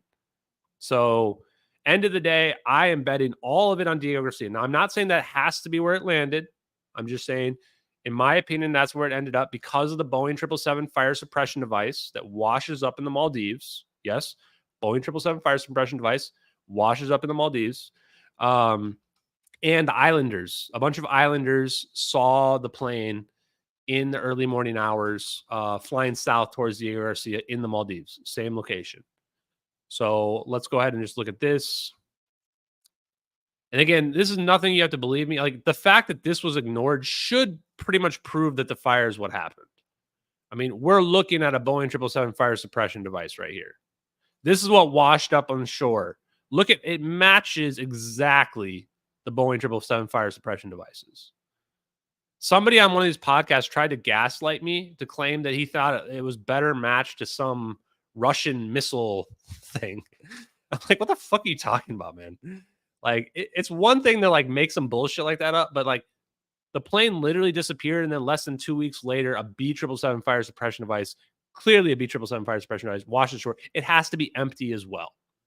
Okay, like just look at what you're looking at here, right? Just look at what you're looking at, and the fact that they don't investigate this at all should make massive red flags. If you're trying to solve the mystery of a missing plane, you would not rule out anything. You would go, well, the Maldives is right there. It's not that far away. And this thing washed ashore. So even if you think the plane went somewhere else, you would still want to check this fire suppression device out. So why did nobody go check it out? Why did it get ruled out without even being looked at? Pretty simple. If you blow this up, there's actually a wait, let me see. I think this is the one. Oh, crap. Well, whatever. If you blow it up, though, you can tell actually that, oh, I think I can get to it here. There's a visible serial number right there. Look at this visible serial number. You can see that serial number right there. This is why I didn't look into it, because theoretically it could have been verified. Unfortunately, we only have a partial match here. Otherwise, we'd probably be able to, even in retrospect, confirm this is from MH370. I mean, there's no doubt you could confirm this is from MH370, though, right? And it had to have been empty, so there you go. So that's why I think that the plane ended up at Diego Garcia, but who knows? Yeah, and again, you know, everybody can have their own opinions. I don't really care what other people think, honestly. And end of the day, like one thing I will say about this is I do like there's more and more people are coming around to the ideas and the evidence, because to me the evidence is pretty much just overwhelming. That, you know, the fire event obviously is what happened in this plane. It's supported by other events, supported by the flight path, supported by witnesses, supported by videos, supported by Mayday calls. I mean, every single thing that anybody could have ever imagined with the fire is we have all evidence of all of it. Heck, even a literal Boeing 777 fire suppression device that washed ashore. That's still not enough for people. So, but I'm not ruling things out. It theoretically, if it did crash, let's just say hypothetically, it somehow crashed and we never found any pieces of it, then it crashed somewhere much closer to Africa, somewhere near the Maldives, somewhere near Diego Garcia. Because when we look at the debris that washed ashore, it's not consistent with the plane crashing in the South Indian Ocean. This also shouldn't be controversial, because I'm literally going to pull up right now an actual image of the debris drift analysis. The debris literally couldn't have got to Africa. I mean, just look at the date ranges you see down here. I'm going to zoom in for you guys. What does that say? 18 to 24 months. Well, they found the debris in just over a year. So that would be the pink color here. Well, let's look at the pink color over here. It can't even get to Reunion Island in that period of time. Now, how did they claim that the flaperon was able to get to Reunion Island? Because they said it was out of the water, even though they didn't. Now that's been disputed as well. So that was the only way they could even feasibly come to any conclusion where the flaperon could get to the Reunion Island. Why? Because that way the wind is blowing on it. Because it's just floating around in the water, then it's only subject to the currents, and it's going to go very slowly. It's not just going to go it's not going to beeline towards Africa. So look at this currents from where the crash site is here. This is the search area down here. All of it says it should have washed ashore in Western Australia. This is just undeniable, guys. Now, where did the debris actually show up? It shows up all on the coast of Eastern Africa. A piece of debris actually washes ashore in South Africa down here, believe it or not, which is, I mean, from the crash site, it would have taken like 3 years for it to wash ashore over there. So the fact that all of the debris washes ashore in Eastern Africa, and we're looking at a drift analysis here, should tell you there's no chance this plane crashed down here. Not to mention there's no acoustic signals with the plane crashing down here either. So let me show you the other image, and then we'll go to the we're gonna have a fun video, guys, tonight. If you guys have not seen the Four Corners interview with the Malaysian Minister of Defense, you are in for a treat tonight, everybody. So I'll zoom it out a little bit here. So here's the search area. Look at the currents. Some people try to argue if like halfway or near the top of this, like the currents flow to the west. Get out of here, man. Get out of here. Look at where the debris shows up, guys. Look at this debris over here in Africa. You try to tell me plane crashes over here with currents flowing to the east? And somehow it's like, I'm going to go to Tanzania. I'm going to go to South Africa. This is a piece of engine cowling, like the wall of the engine. There's nothing sticking out of the water. So this is why, when you look at this, the reason why they talk about the flaperon, why? Because the flaperon washes ashore in the Reunion Island, which is like the closest piece of debris, the closest one. And the only way they can even come to the logical conclusion of that is it's sticking out of the water. That's what they argue, even though they can't know that for a fact. So, guys, I'm telling you, where's a better location for this plane to have ended up? Look at Diego Garcia on the map. Look at the ocean currents from Diego Garcia. I mean, I couldn't even believe it when I was looking at this. I didn't know what the ocean currents were. I just looked it up. I find this image and I go, wait, what? Oh, where's Diego Garcia? Right here? I just plotted it on the map. Well, the ocean currents are perfect for a crash or endpoint at Diego Garcia. So there you go, chat. Okay. No, nobody was ever allowed at Diego Garcia to investigate. In fact, there's people being held prisoner right now at Diego Garcia that have been locked up for like 2 or 3 years because their boat got stranded on Diego Garcia. They won't even let them off the island.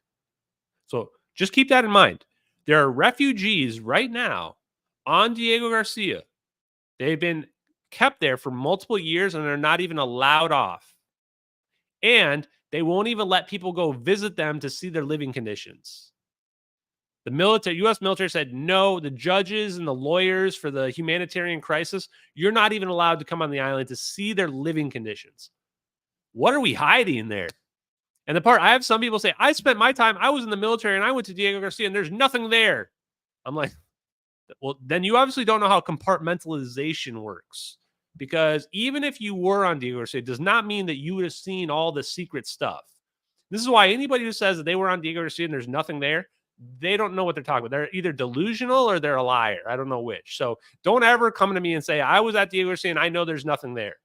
Because A, if you did know there was something there, you wouldn't be allowed to tell me the truth.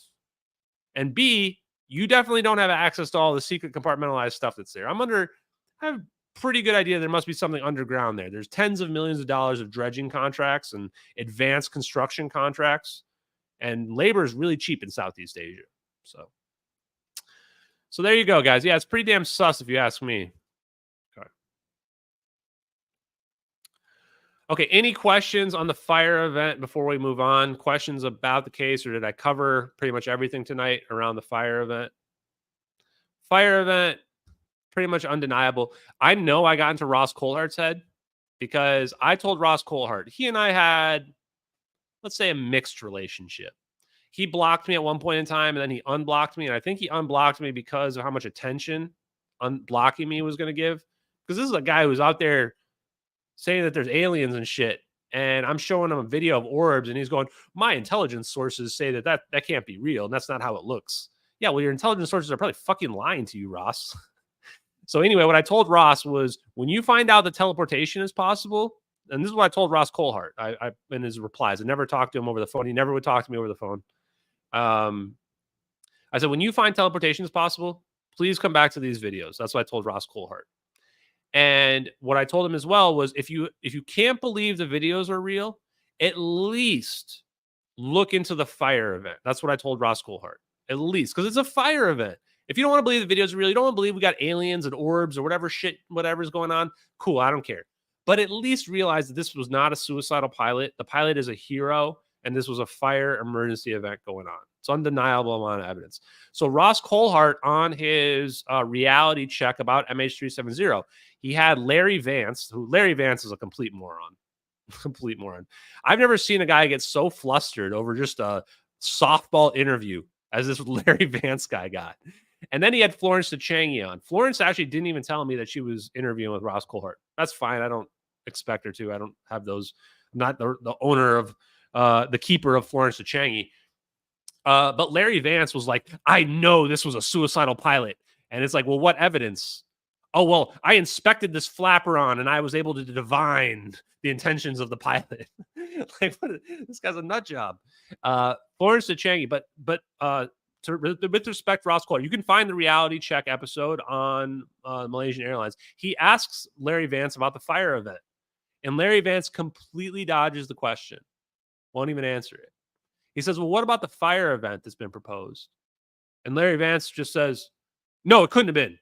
It's like, well, okay, did you look at the evidence, the 20 witnesses, the fire suppression bottle, the Mayday call? Like, how much, the fact that they're going towards an airport for an emergency situation, like, how much evidence do you need, man? So there you go, guys. What direction are the orbs going around the plane? It's kind of hard to tell, but if you're looking at the plane straight on, now keep in mind, like, there's two different perspectives. So this matters in terms of how we're looking at it. But it looks like they rotate clockwise. For you guys, this is clockwise. For me, this is clockwise.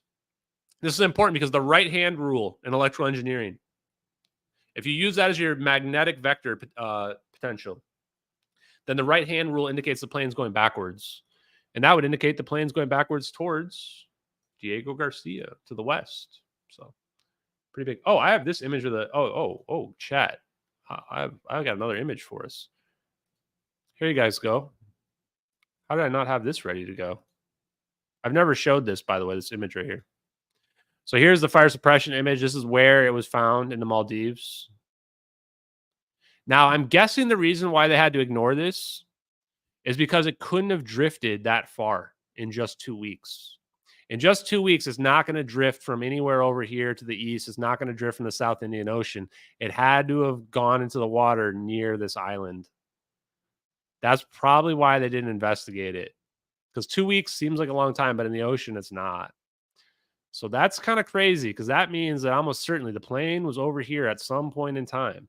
And now what's down here? British Island Ocean Territory. What's that? That's Diego Garcia right there. British Island Ocean Territory is Diego Garcia, one of the most secretive military bases on the planet. Okay, cool, guys. Any other last question before we go?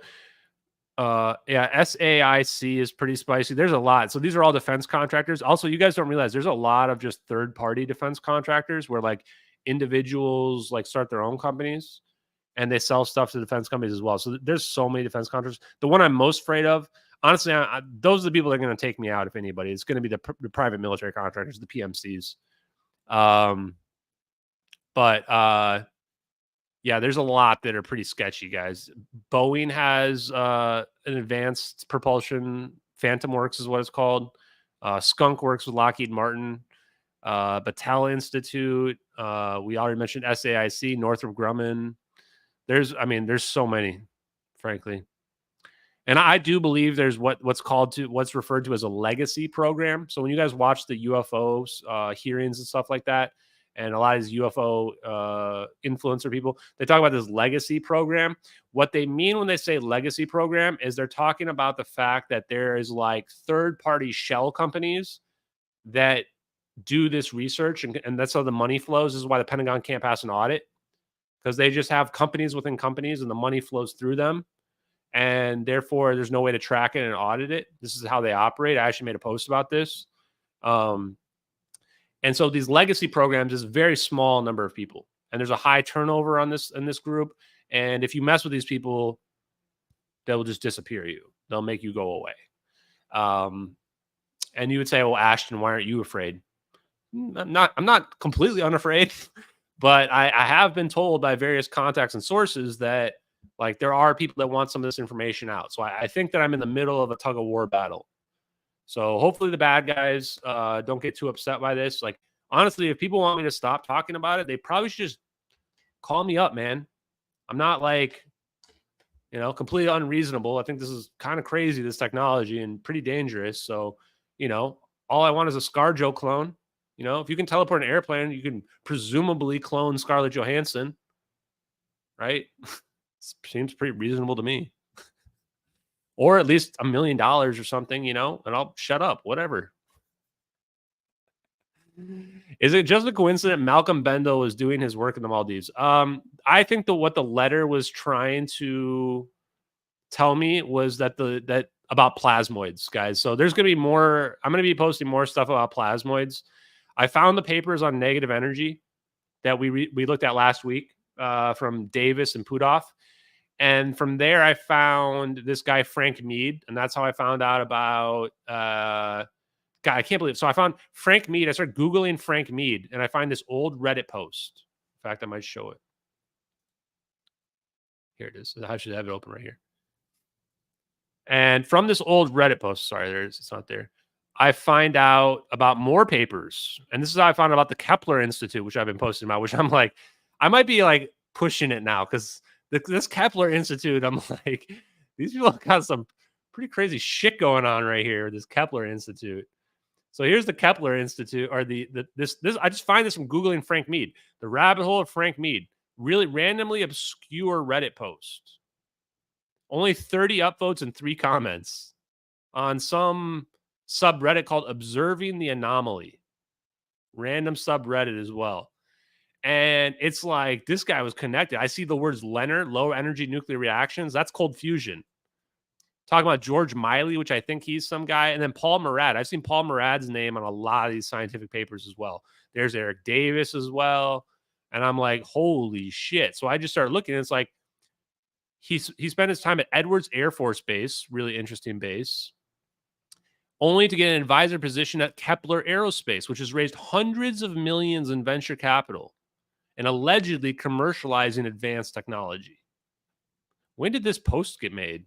September 30th. This was 1 month after the videos got popular. So I start digging through this, and there I find a paper on ball lightning. Now, I already have it up here somewhere, but we're going to talk about the ball lightning paper probably on Wednesday, actually. So in this ball lightning paper, and you guys can probably find this yourself, you just Google Frank Mead. I don't know which one it is. Oh, this one here, ball lightning study by Eric Davis. I think it's like 2002. And in the ball lightning study, he talks about plasma as being a way to have a sustainable ball of energy. It pretty much describes the orbs to a T. So going to be pretty wild. Yeah, WTF is about right, guys. I'll put the link in the chat for you guys if you guys want to check it out.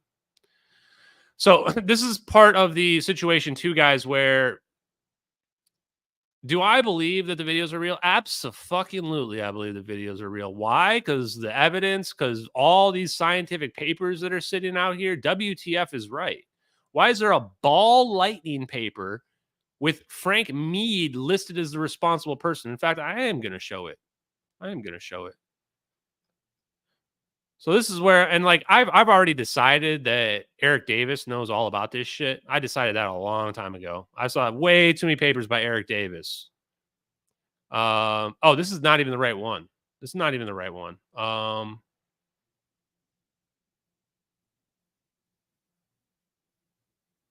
one. Ball lightning study, Eric W. Davis, May 2003. And so I just go to the second page or third page or whatever. And who's there? Frank Mead, project manager. I mean, what? And then just look, I started looking through. I mean, this is like a 40-page document. Some of these are like 100 pages long. So the one that caught my sight was plasmoid and plasma vortex ring.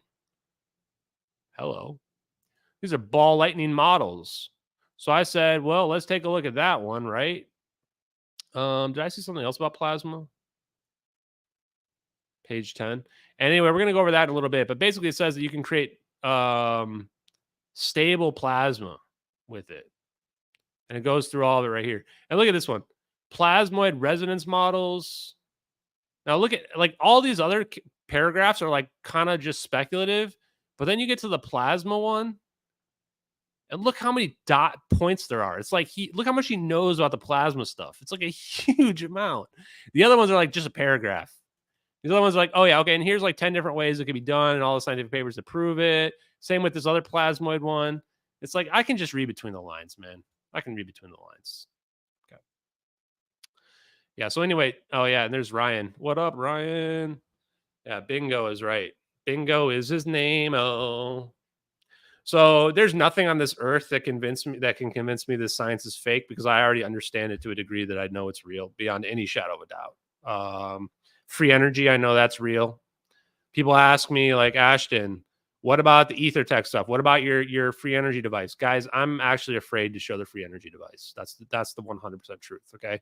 Like I don't want to disappear, man. I literally don't. I don't care that much. I don't care enough to like risk my life to show a device on TV and to break an NDA or any of that shit. I don't. So that's the reason why I'm not showing it. It doesn't mean it's not happening. It just means I'm not doing it publicly. You guys, and I've shown plenty. Okay. So what I want to say on the free energy side is I have shown plenty of information for anybody who wants to learn for themselves to figure it out. If I can figure it out, you can figure it out. If you just want somebody else to do the work for you and take all the risk for you, fuck off. Okay. That's the answer to that one. I know that anti-gravity technology is real as well. I even know more than I've even posted about it. But I have showed plenty about how that works as well on the internet. Doesn't mean I'm going to stop. I'm just telling you that's the situation. And then with respect to the videos, I don't even care. Like, I know that we're covering up something related to the plane beyond any doubt. Even if those videos weren't real, I wouldn't care at this point because of just how much I know about the science in general. I never thought that we could have balls of plasma and then I find papers talking about it. I never thought wormholes were really a real thing. Find a million papers on it. I always thought, oh, well, we need negative energy. It must be this exotic substance. Find papers on that too. They're all by the same people, all connected to the government, all connected to advanced projects. You guys have to realize there is something happening here that is very serious. The people that have been hiding this technology and developing this technology, they're not going to give up without a fight. And I'm just one dude. I do have a lot of followers. I think that's great. But holy shit, man. They've been hiding this for a long ass time. And truth is, I don't think I'm going to be able to be the one to convince the world that it's real and what have you. So this is much bigger than me, much bigger than all of us, and sadly, much bigger than MH370 as well. Okay, there you go. I wanted to address that real quick. So hopefully people stop asking me about that in general. So when am I going to show free energy advice? Probably never. Probably never. And I will say one thing. I did delete a post the other day, and then I made a follow-up post about deleting a post. I wasn't engagement farming or anything like that. I didn't expect a post about deleting a post to get 1 million views. 1 million. Even Ian Carroll. I mean, honestly, Ian Carroll, one of my favorite people out there. I don't agree with him on everything, but wow, it was so nice that he chimed in and said, hey, if you're ever in trouble, let me know. Makes me feel safer because it tells me that if anything happened to me, there would be a massive Streisand effect. And people would be like, this guy was talking about free energy, going on 100 podcasts, streaming about it every night.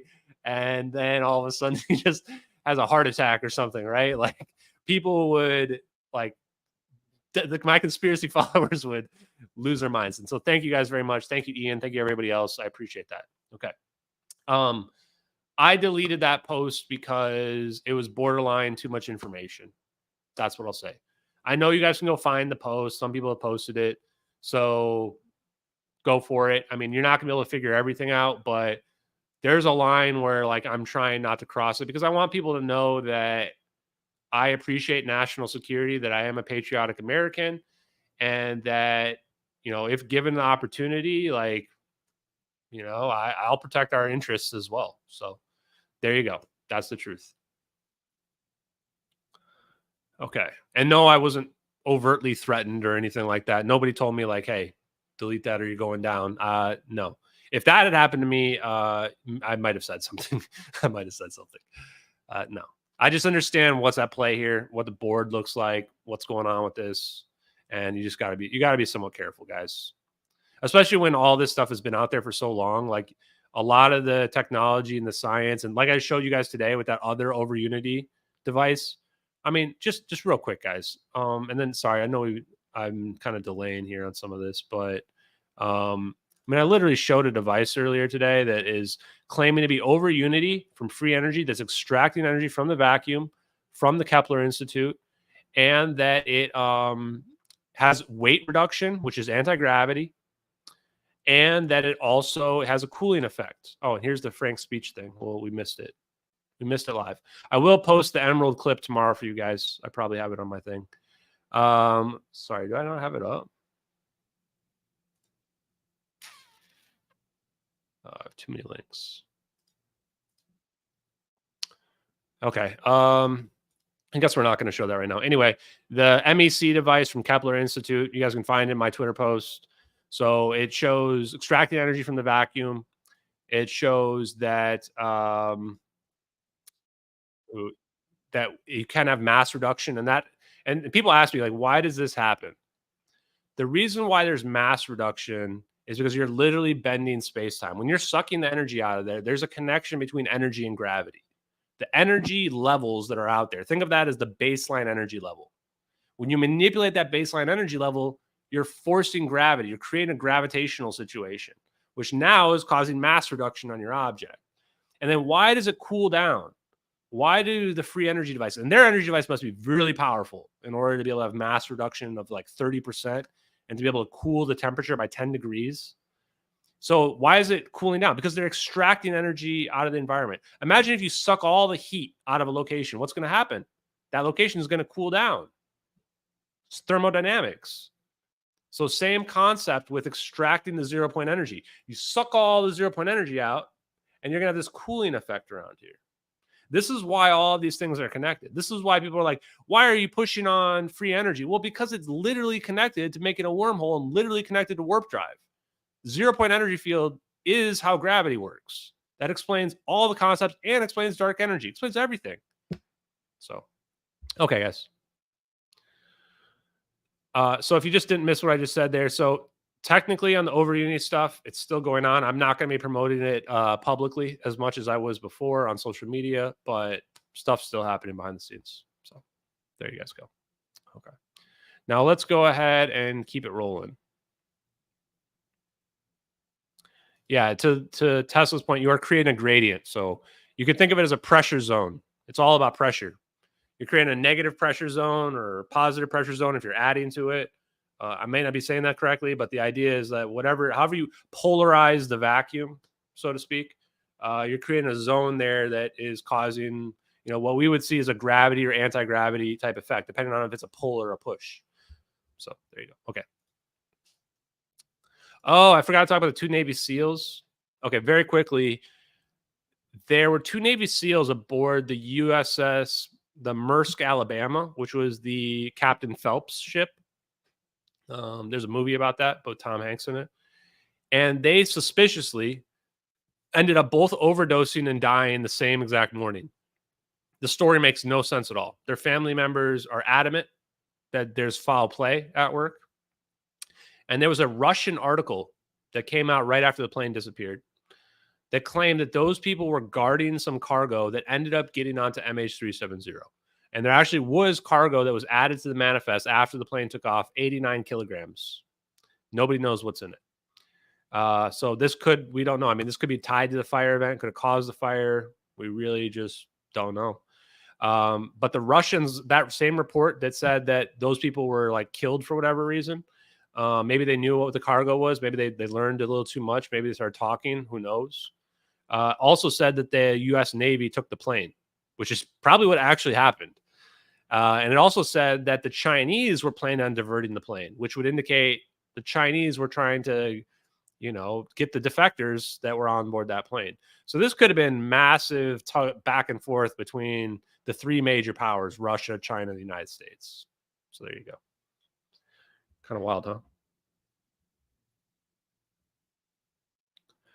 The APU. Yeah, the auto startup. So I don't know if that was real. So I think around 1825, when the plane is in the Andaman Sea, they claim that the computer turned back on, or the SDU or the APU, one of the devices turned back on, the regain power. The reason why I don't think that happened is because Catherine T saw the plane and it was dark. And they claim that the power turned back on there. To me, that's the perfect point where you start to fake the pings. That's where you start to fake the pings. That's where you start to manipulate the data. So I don't know. I'm not sure I believe at face value. There's also this theory that the startup could be related to the remote control of the plane, and that it would be consistent with Boeing interruptible autopilot taking control of the plane. Credit to Captain Dan Hanley and Field McConnell. I don't agree with everything they say either, but I don't dismiss people's ideas just because I don't agree with everything they say. Okay. Now let's get to this thing here, guys. Yeah, the cell phones ringing for days. There's still a lot more evidence I didn't go over. This was mostly just to talk about the fire event, although we've kind of gone off the rails here. Now I'm going to show the interview with the Malaysian Minister of Defense. This is 7 weeks after the plane disappeared. So the reason why that's important is because 7 weeks after the plane disappeared, we should have a lot of information about what happened to this plane. 7 weeks later, we should have a ton of information about it. I'm not going to try to pronounce his name. It's too hard to say. Malaysian Minister of Defense. This was the guy in charge. So this is, in my opinion, the most incredible interview I've ever seen in my whole life. If you put me in the room with this guy for the period of time that this video is right down here, I'd have had a full confession on this plane disappearing and exactly what happened. Here we go.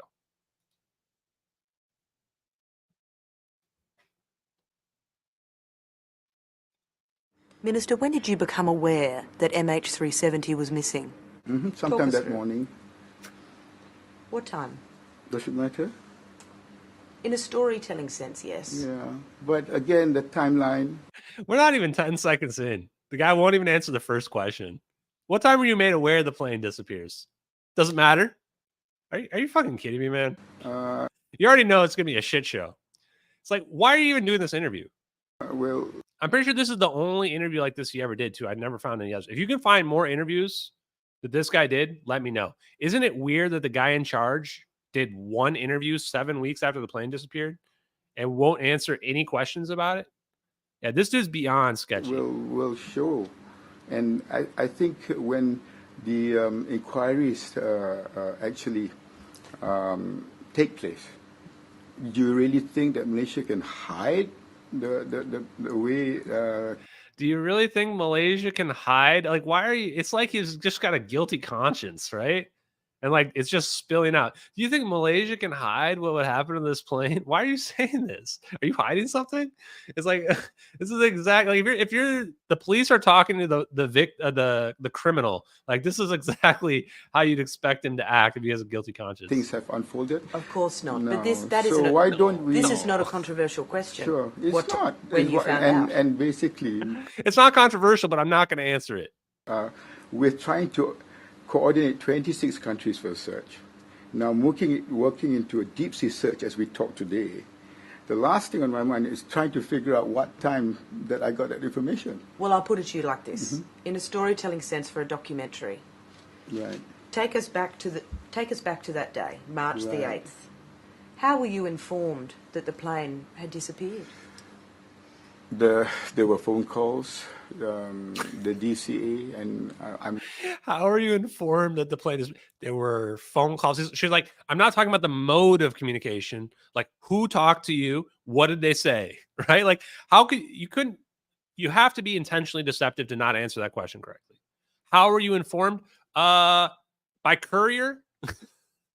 Like, I'm not asking like if the dude rode up on a horse and gave you a letter.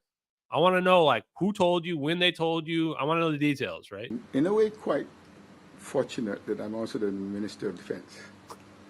I think I'm fortunate I'm the Minister of Defense. That's not an answer to the question. no one out there is holding two portfolios. This is divine, and I had called. That's the craziest part. He evokes God.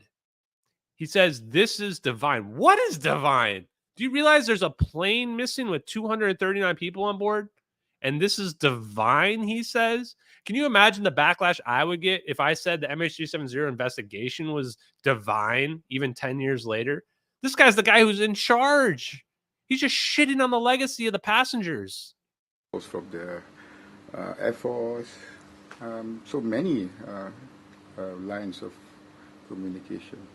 And it happened. You have to understand. There's so many lines of communication. I can't tell you how I was made aware. You know what time it happened. You have to also understand. You have to. He literally says the same thing that she just asked. You have to know what time it happened. She's like, yeah, that was the first question you didn't answer. Where it happened. It was at the time in which they moved into Vietnamese airspace. There was a period of time that we were really trying to figure out, really, between MAS, the DCA, the military, getting information to the Prime Minister, me as putting my hat on as the acting Minister of Transport, and then dealing with the military in that respect. So there were many ways in which information was coming in. But for personally, on my part, like anybody else, this information has got to be digested. We have to look at it calmly. So were you aware that it was missing before it was due to land at 6:30? Sorry? Were you aware that MH370 Oh, yes, was missing before? He's like, yes, I can say that. That's safely. Like, I was aware that it was that before like 8 hours later. It's like, you can't narrow it down more than 8 hours, man. Like, you should be able to tell me like the minute you heard. You know, it's kind of important. Or it was due to land. Yeah, he's just not authorized. You can tell right away. Like, for people that know how the military and governments work, they're very careful when they don't want to answer something because they don't want to get caught in a lie. They won't answer the question at all. That's how it operates. This is the same reason why the U.S. government won't say anything about the MH370 videos. Same reason why the government doesn't say anything about MH370 in general, because they would have to force somebody to lie. So instead, what do? They just say nothing. Just say nothing. Don't give them any information. There was an indication that they were not in the radar. You know, there was no more communication. We had to confirm with the Vietnamese authorities. Then we had to get the militaries activated. Then we have to get MAS to verify and corroborate. And then we have to get all those countries involved on board. Did air traffic control try and contact MH370 that morning? Huge question, right? Did the air traffic control try to contact MH370? If somebody's telling the truth right here, should be an instant response. Yes, we called them at 1839 UTC. We know that because it's in the logs. What's he doing right here? He's trying to figure out if he has to lie or avoid the question. You can just tell right away. What's he doing? He's thinking, what do I have to say here? What do I have to say? Otherwise, you just tell the answer right away. I'm sure they did, but... I'm sure they did. What do you mean you're sure they did? He can't say a time here because he doesn't know the times are maybe getting set up right now. The cover story is being developed. Can't get caught in a future lie. I would bet anything this guy knew that a cover story was being developed or a cover story had already been developed. And he has to be very careful here about what he's going to say that could get contradicted later on. I think I cannot today confirm one way or the other. Keep in mind, guys, 7 weeks after the plane disappeared was this interview. 7 weeks later. Okay. The MH370 videos had not yet been leaked yet. And they had not yet leaked or not yet, Inmarsat had not yet released the satellite pings to the public. So it's very possible they had not even figured out the full cover story by the time this interview was posted. But 7 weeks later, you should know all this information. Because unless I have it in front of me today, that sort of questions are so detailed that I do not want to be cornered. So detailed. Now he admits the truth. He doesn't want to be cornered, right? They're so detailed. The time that you were told the plane disappeared, it must be on your mind every single day. Whether or not we tried to call the plane, that's too detailed to you. And when we tried to call the plane, if this was really a hijacking or whatever, this guy would be like, I was told the plane disappeared at 1815 UTC or 1730 UTC. And then we called the plane at 1735 UTC and we didn't get an answer. Like, that's what somebody who is being upfront with information would say right here. And be misquoted. Air traffic control, as we understand it, knew that MH370 wasn't responding to radio calls, etc., from around 1:32 a.m. Yes. 4.5 hours pass. Right. What happened in 1:32 a.m., guys, is 1732 UTC. So that's actually 13 minutes after the plane went dark. So we know they knew that the plane was rogue 13 minutes after the plane went dark. So why is this guy lying about it? Why? Well, we're going to find out in a second that they know it's not a hostile aircraft. If it's not hostile, how do they know that? And if it's not a hostile aircraft, then that rules out pilot suicide. What's left? those 4.5 hours, from the Malaysian perspective, to try and locate the plane? Well, I think that I want to know too. And you don't know? Of course, I've heard stories from and reports from all sources. But based on other speculation and based on doubts, I want to be sure, being the minister responsible, what comes out there is credible and is corroborated. And it is very... So this is really red flags all over. If you're just telling the truth, you have nothing to hide. Like, you just tell the truth. If it ends up being wrong somewhat later, so what? You told the truth as you knew it. You're not going to get in trouble.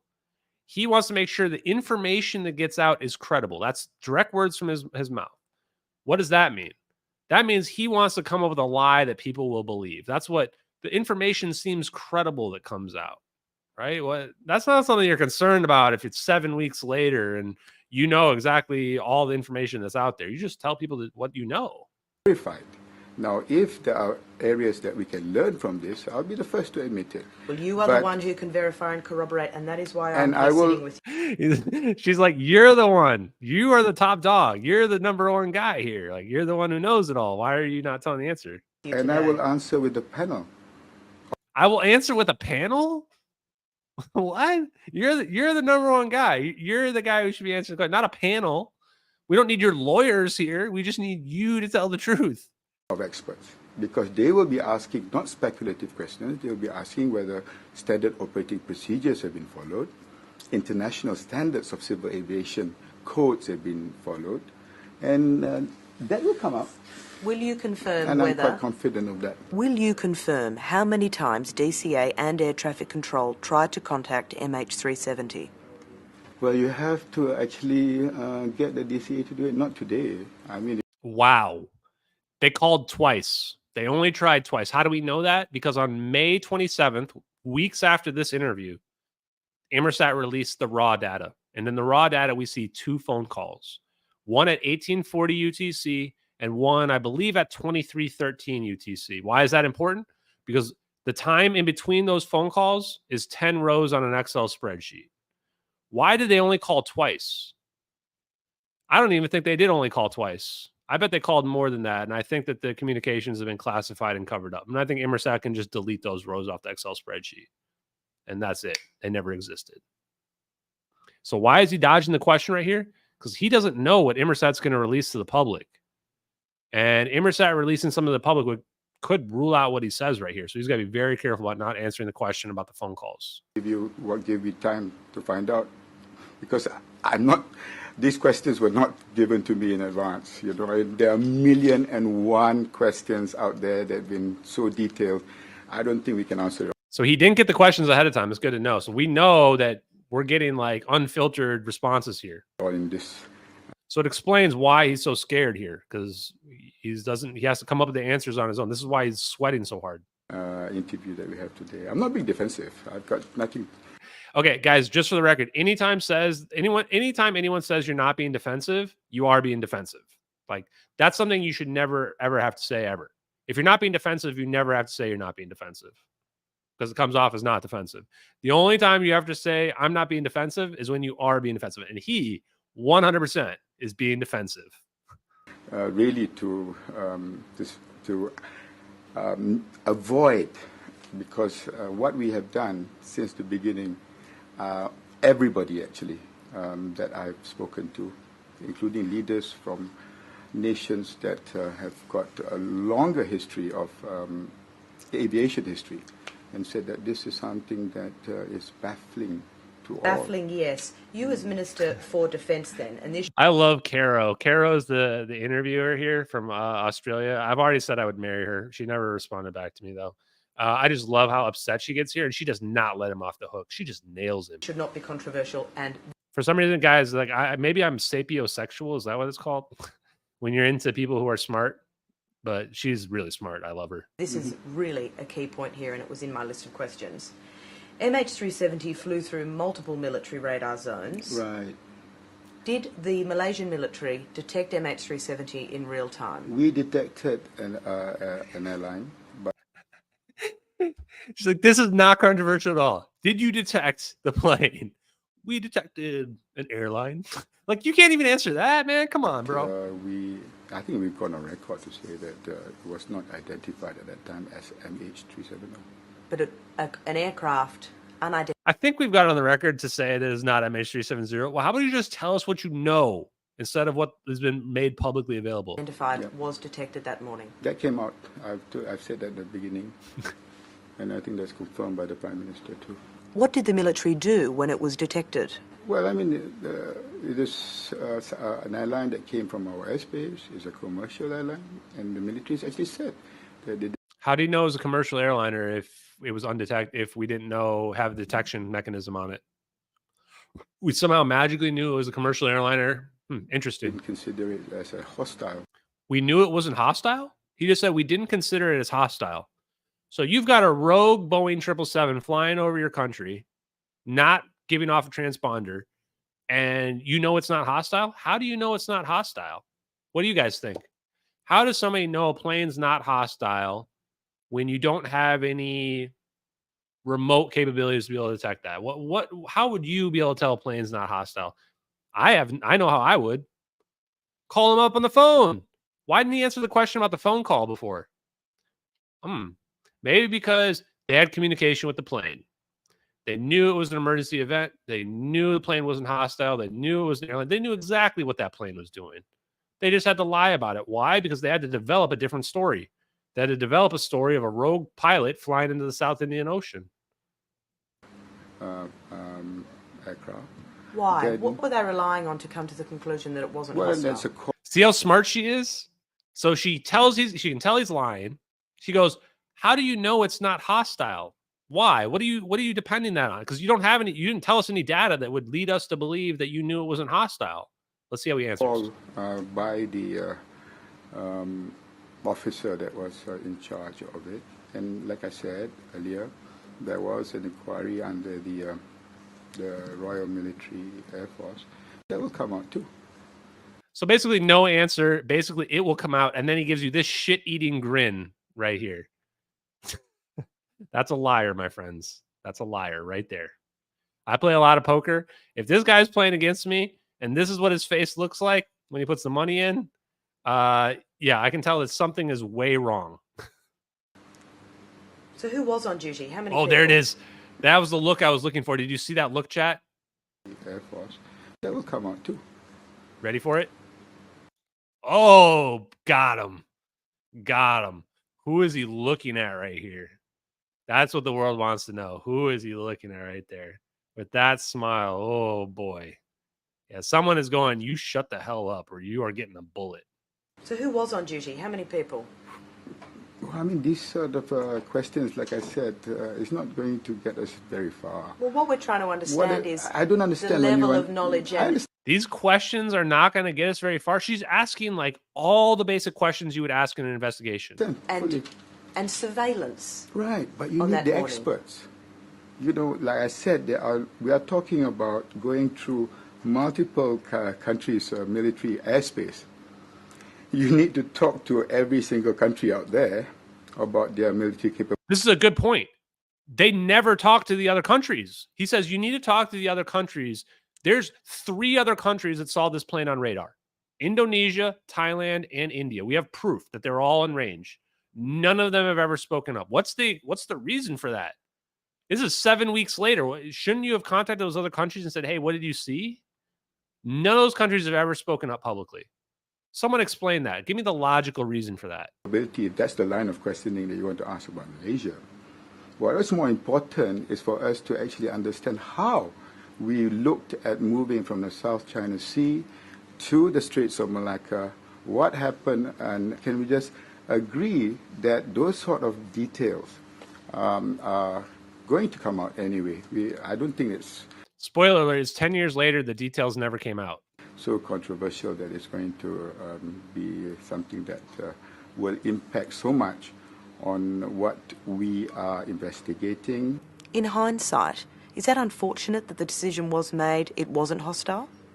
Well, it's not for me to judge, you know. I mean, do you want, we didn't go through a situation like the September 11th.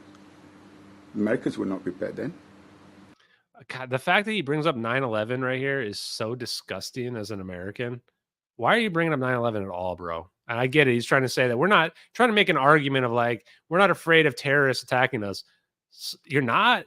I mean, it was not some like state-sponsored attack against America. It was just some people with box cutters, at least according to the official story. You know, so you should definitely be afraid of a low-tech attack like that. And it took 2 planes to crash into 2 twin towers, Pentagon. He did kind of admit that the other countries did know about the radar. And on the way to Washington, for them to have the present SOP. We are not at war with anybody right now. So do you really think that I want to put our Sukhois on high alert with special SOPs in that kind of situation?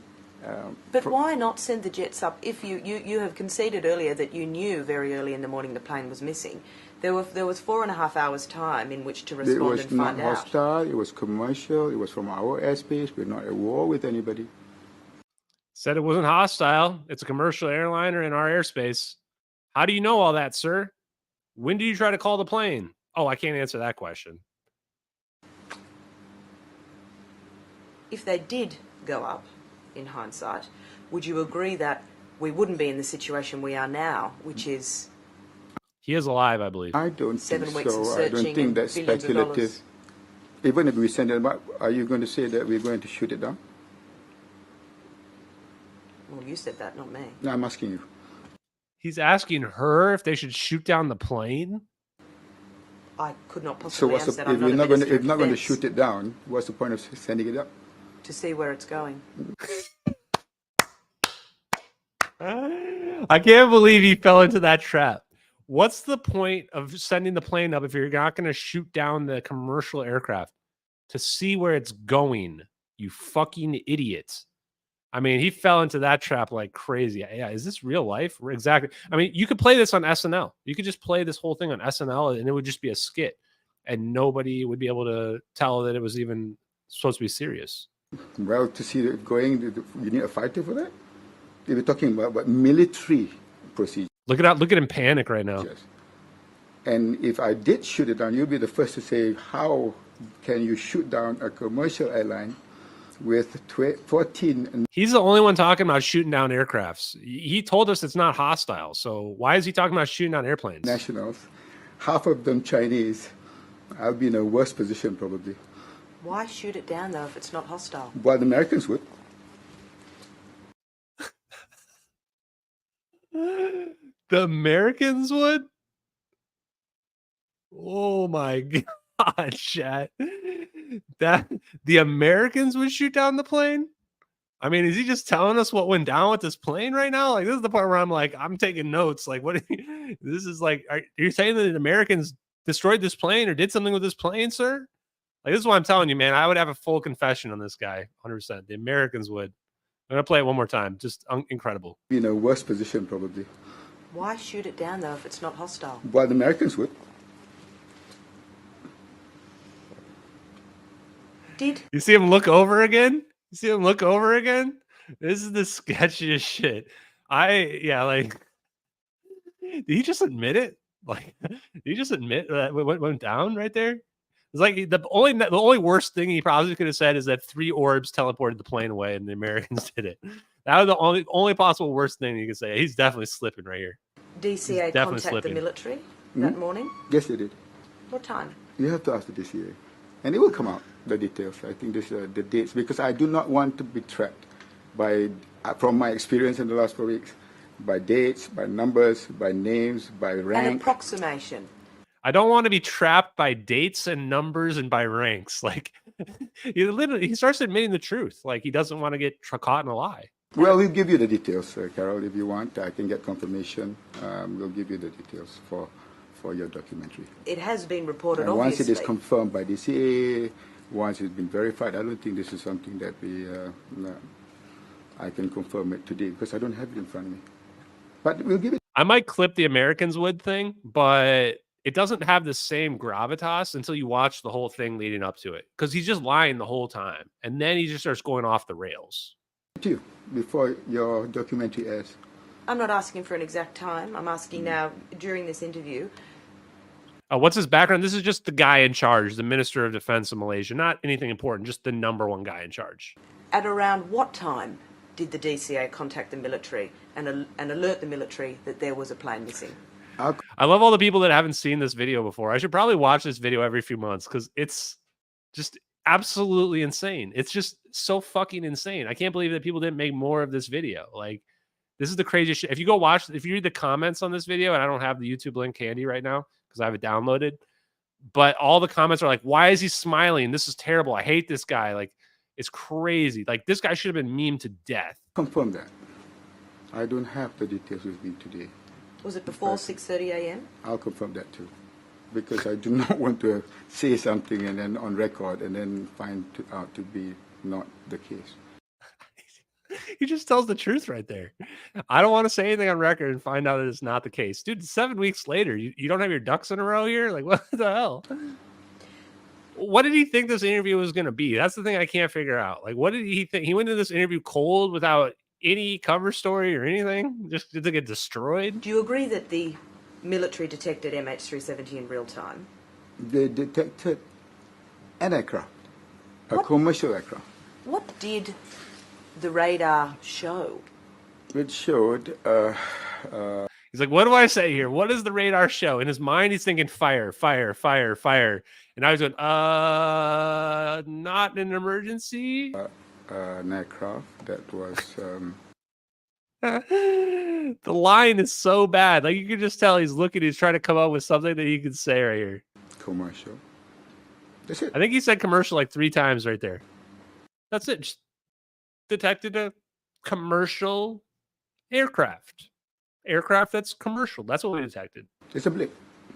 What Because I did have the to- radar data show, though? Let's discuss altitude. What altitude was it flying at? I don't, like I said, having the details of the altitude and what was more important. Did it reach 45,000 But feet? what is more important He won't answer the altitude questions, won't answer anything. Just nothing. right, is to make sure, as I said from the beginning, to find the aircraft, right? We So- need to... You can tell when the fire happened just based on this interview. The fire happened when the plane went dark. And he knows, and he's been lying about it. Pretty sad. Stick with the facts at hand there. This is a very simple factual question. Did it there's reach no- 45,000 feet? Well, what the military radar was coming out, I said the military have done an inquiry on this. We're having the panel Minister, of experts. why won't you answer that question? Why Because I won't don't you have answer- it. She's like, why won't you answer any questions, man? Because he's trying to come up with a cover story. It's not that hard. I don't have You it. don't know what I altitude the know plane there are reached. many information that's come out, but what I need to say today will depend very much on the structure. Yeah, I'm pretty sure he did no more interviews after this, by the way, guys. I've never found another interview other than this one with him. And how we're going to move forward. I have a plan, and this We plan. cannot move forward without facts. I know, but the facts will come out, and we will not Guys, if this was like a few days after the plane disappeared, maybe. This is 7 weeks later, and he won't answer one factual question. get the facts today because at the end of the day, But you have stressed you have nothing to hide, so why not answer a simple question it's around not altitude? it's not as simple as that. He might be telling the truth here. It's not as simple as that, right? It's really not. Now that we've seen those videos, we know it's not a simple situation. It should be. It should be a very simple situation.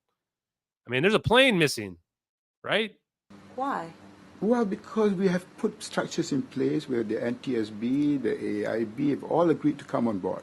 Then I come on to your interview to reveal things which are going to come out anyway. I think you just have to be fair to me. If by this afternoon... He thinks she's not being fair to him? I would be coming down on this guy 10 times harder than she is. I'd be like, what the fuck are you lying about right now? Do you know what happened to this plane? What really happened? Why are you lying to me? That's how I would be talking to him right now at this point. I find out from the relevant authorities that these 2 questions can be answered. These questions have been asked day in and day out. So then what did the radar data show? What did the radar data show? Did it show location? You're still going on about the details. Which radar? The military radar data. You've got military radar, you've got civil radar, you've got satellite. The Chinese satellite, there are 21 Chinese satellites. One of them actually gave me satellite images in the South China Sea. You really want me to confirm something when even... Did he just mention the satellite images in the South China Sea? I think he did. I think he just mentioned the Chinese satellite images. For the people asking questions like, where do I think the plane went? Go rewatch the stream or any of my content. I talk about it all the time. Satellite that's coming from a third party has shown to be negative. So basically, you're looking at a man who's followed every lead from the first day, and a lot of these leads that were speculated by the media and people wanted answers for, which people completely forgot. The 3 oil slicks, the fact that there was... They searched the oil slicks and they found nothing. There was no oil slicks out there. Yeah, he's in trouble, Chaotic Good. If you haven't been watching, this guy's in big trouble. He's praying to God right now for for this interview to end. Fireball on top of an oil rig. The fact that there He mentioned Mike McKay right there on the oil rig as well. That was the oil rig situation. was a live boat and live let's break down like raft this. and the satellite. There was no light You won't tell me what altitude. No, I won't tell you. I'm saying You won't it will be confirm how told. long it was on military radar. You won't confirm how many people were on duty. You won't confirm whether the DCA contacted the military as in what time. But are those So I questions am going to be wondering- so critical to Yes, what because happened? yes, Minister, because they are about the process that the government followed at the time this plane went missing, Okay. and that is what the world wants to know. Oh, he didn't get fired because he did exactly what he was paid to do, which is to lie. Malaysia supposedly got evidence and was given the evidence under the stipulation they would never reveal the evidence. That's how this guy's reacting. He's reacting like a guy who was told the truth, and he's got to come up with a cover story for it. And he doesn't even know what the cover story is going to be. That's what you want to know. There are other people who want to know many other things, much more rational, much more convincing to my present focus. There are people who are not looking at that angle only. Those are people who really want to know where is the plane. There are two things the world wants to know. Agreed. Where is the plane? Yes, that's your opinion. Absolutely. And number two, how was it lost? Great. So what we And need to the do. So where is the plane? I think the plane ended up in Diego Garcia. I lied. I'm going to tell where I think the plane ended up, but we can't know with 100% certainty. It's just the most logical place. How does the plane come out on the other side of the teleportation event? Because teleportation and wormholes don't, we're not talking about dematerializing somebody in Star Trek and rematerializing them back. That's not what a wormhole is. That's not how real teleportation works. That's sci-fi teleportation. Real teleportation is moving the medium, slingshotting your object from one location to the other faster than the speed of light from a general relativistic perspective. If you don't know what all those words mean, follow my work and you can figure out. So anyway, guys, I think that's it for tonight. This is a long stream. I appreciate it. Yeah, that was a crazy interview, guys. That was pretty wild. Yes, the fire happens before the orb circle plane. We can see smoke coming out of the videos. Watch the beginning of the stream tonight. You can watch the videos. I've showed them several times during the stream tonight. You can see smoke coming out of the back. Plane goes dark at 1721 UTC. That's when the fire happens. That's when we've got 20 witnesses that corroborate the timeline. And then 1840, 1 hour and 20 minutes later, the plane flies over Malaysia, goes to the other side. And I'll show you a visual here to help you guys out with this. So I know it's confusing. So I'll help you guys out. Let's show the plane animation. Okay, so when the plane's flying to the northeast here, where it gets to 1721 UTC, where it's at right now, this is where the fire happens, okay? Where you see the plane right now. This is where the witness is corroborated. And then it turns back. Now, I've got the plane here going to Penang. It may have gone to Langkawi, which is this island that's further north here. I'm going to double check that later. And then when the plane disappears is when it's somewhere over to the west, where you see the boat over here to the west. I'm going to fast forward this. So this boat is where the plane's being teleported. So there's an hour and 20 minutes between the plane being on fire and the plane being teleported away by some orbs. So both of these events are happening. Both of these events are corroborated by the evidence, and one leads to the other event. That's the story of MH370, guys. Only the U.S. government can tell us all the motivations and why they pulled it all off. But if you want to listen to them, rewatch the stream from tonight, roughly about halfway, and we start talking about the motivations. Like I just said, if you're interested in the answers to that, you got to rewatch the stream. We're finishing up right now. So I hope you guys enjoyed the stream tonight. And okay, maybe one more question on the free energy, blah, blah, blah. Is one of your main arguments about why they aren't known because people have got them killed? Actually, it's not necessarily that people, sure, they silence people. In today's day and age, I think they generally discredit people. The main reason why people don't know that free energy is real is not that, though. The main reason is because people don't believe that it's real. Imagine, like, if you were living in 1850, would you have to cover up telephones being real? No, nobody believes that telephone's possible. No one will believe that you can transmit voice over wires or that you could transmit it over a phone like this. Because people just don't believe that science is possible. That's the main reason why free energy is covered up. Because we've been ingrained in our textbooks to believe that you cannot violate the second law of thermodynamics. And we've been ingrained that the first law of thermodynamics is some absolute thing because there's no energy anywhere. So you can't create energy out of nothing.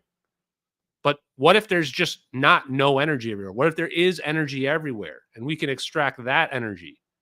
This is how it's been covered up. It's been covered up because people don't realize that it's possible. When people wake up to that, then they'll wake up to the fact that this science is possible. And that's what's going to happen, guys. You can bank it, take it to the bank. I am 100% confident that the science is real. Of wormholes, teleportation, warp drives, free energy. It's all going to be real. It's not that I came up with it. I'm just a herald passing information out there. The scientific papers are out there. The information's out there. The devices are out there. That's the truth, man. So I hope you guys enjoyed the stream tonight, and follow my content on X for more stuff, guys. Have a great night. I already played the S Beer song, so I'm going to play us out with the other one. Peace, everybody. Love you guys.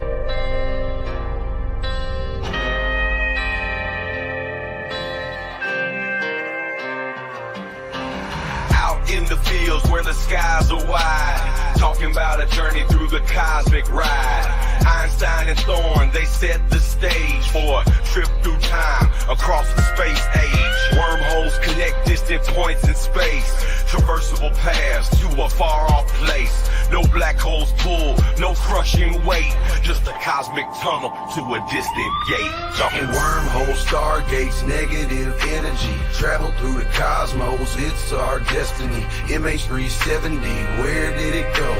Bowling 777 through a wormhole flow. We're talking wormholes, stargates, negative energy, travel through the cosmos, it's our destiny. MH370, where did it go? Bowling 777 through a wormhole flow.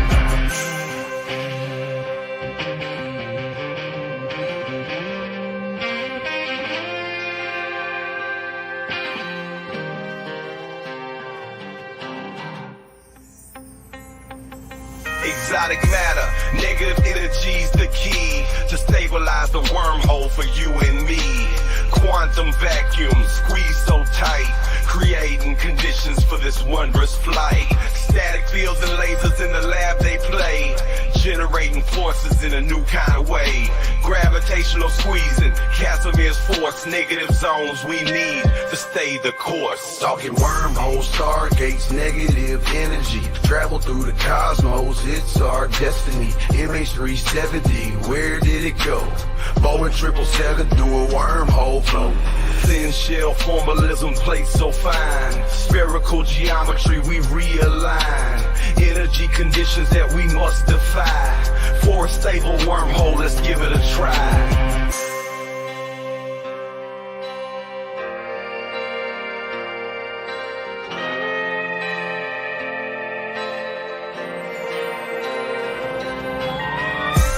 Forces balancing the plate, creating the throat, open the gates, from Earth to the stars in a single bound, a shortcut through space profound. Engineers and dreamers hold the key to future worlds and what we could be. With science in hand, we forge ahead through the cosmic paths that we now tread.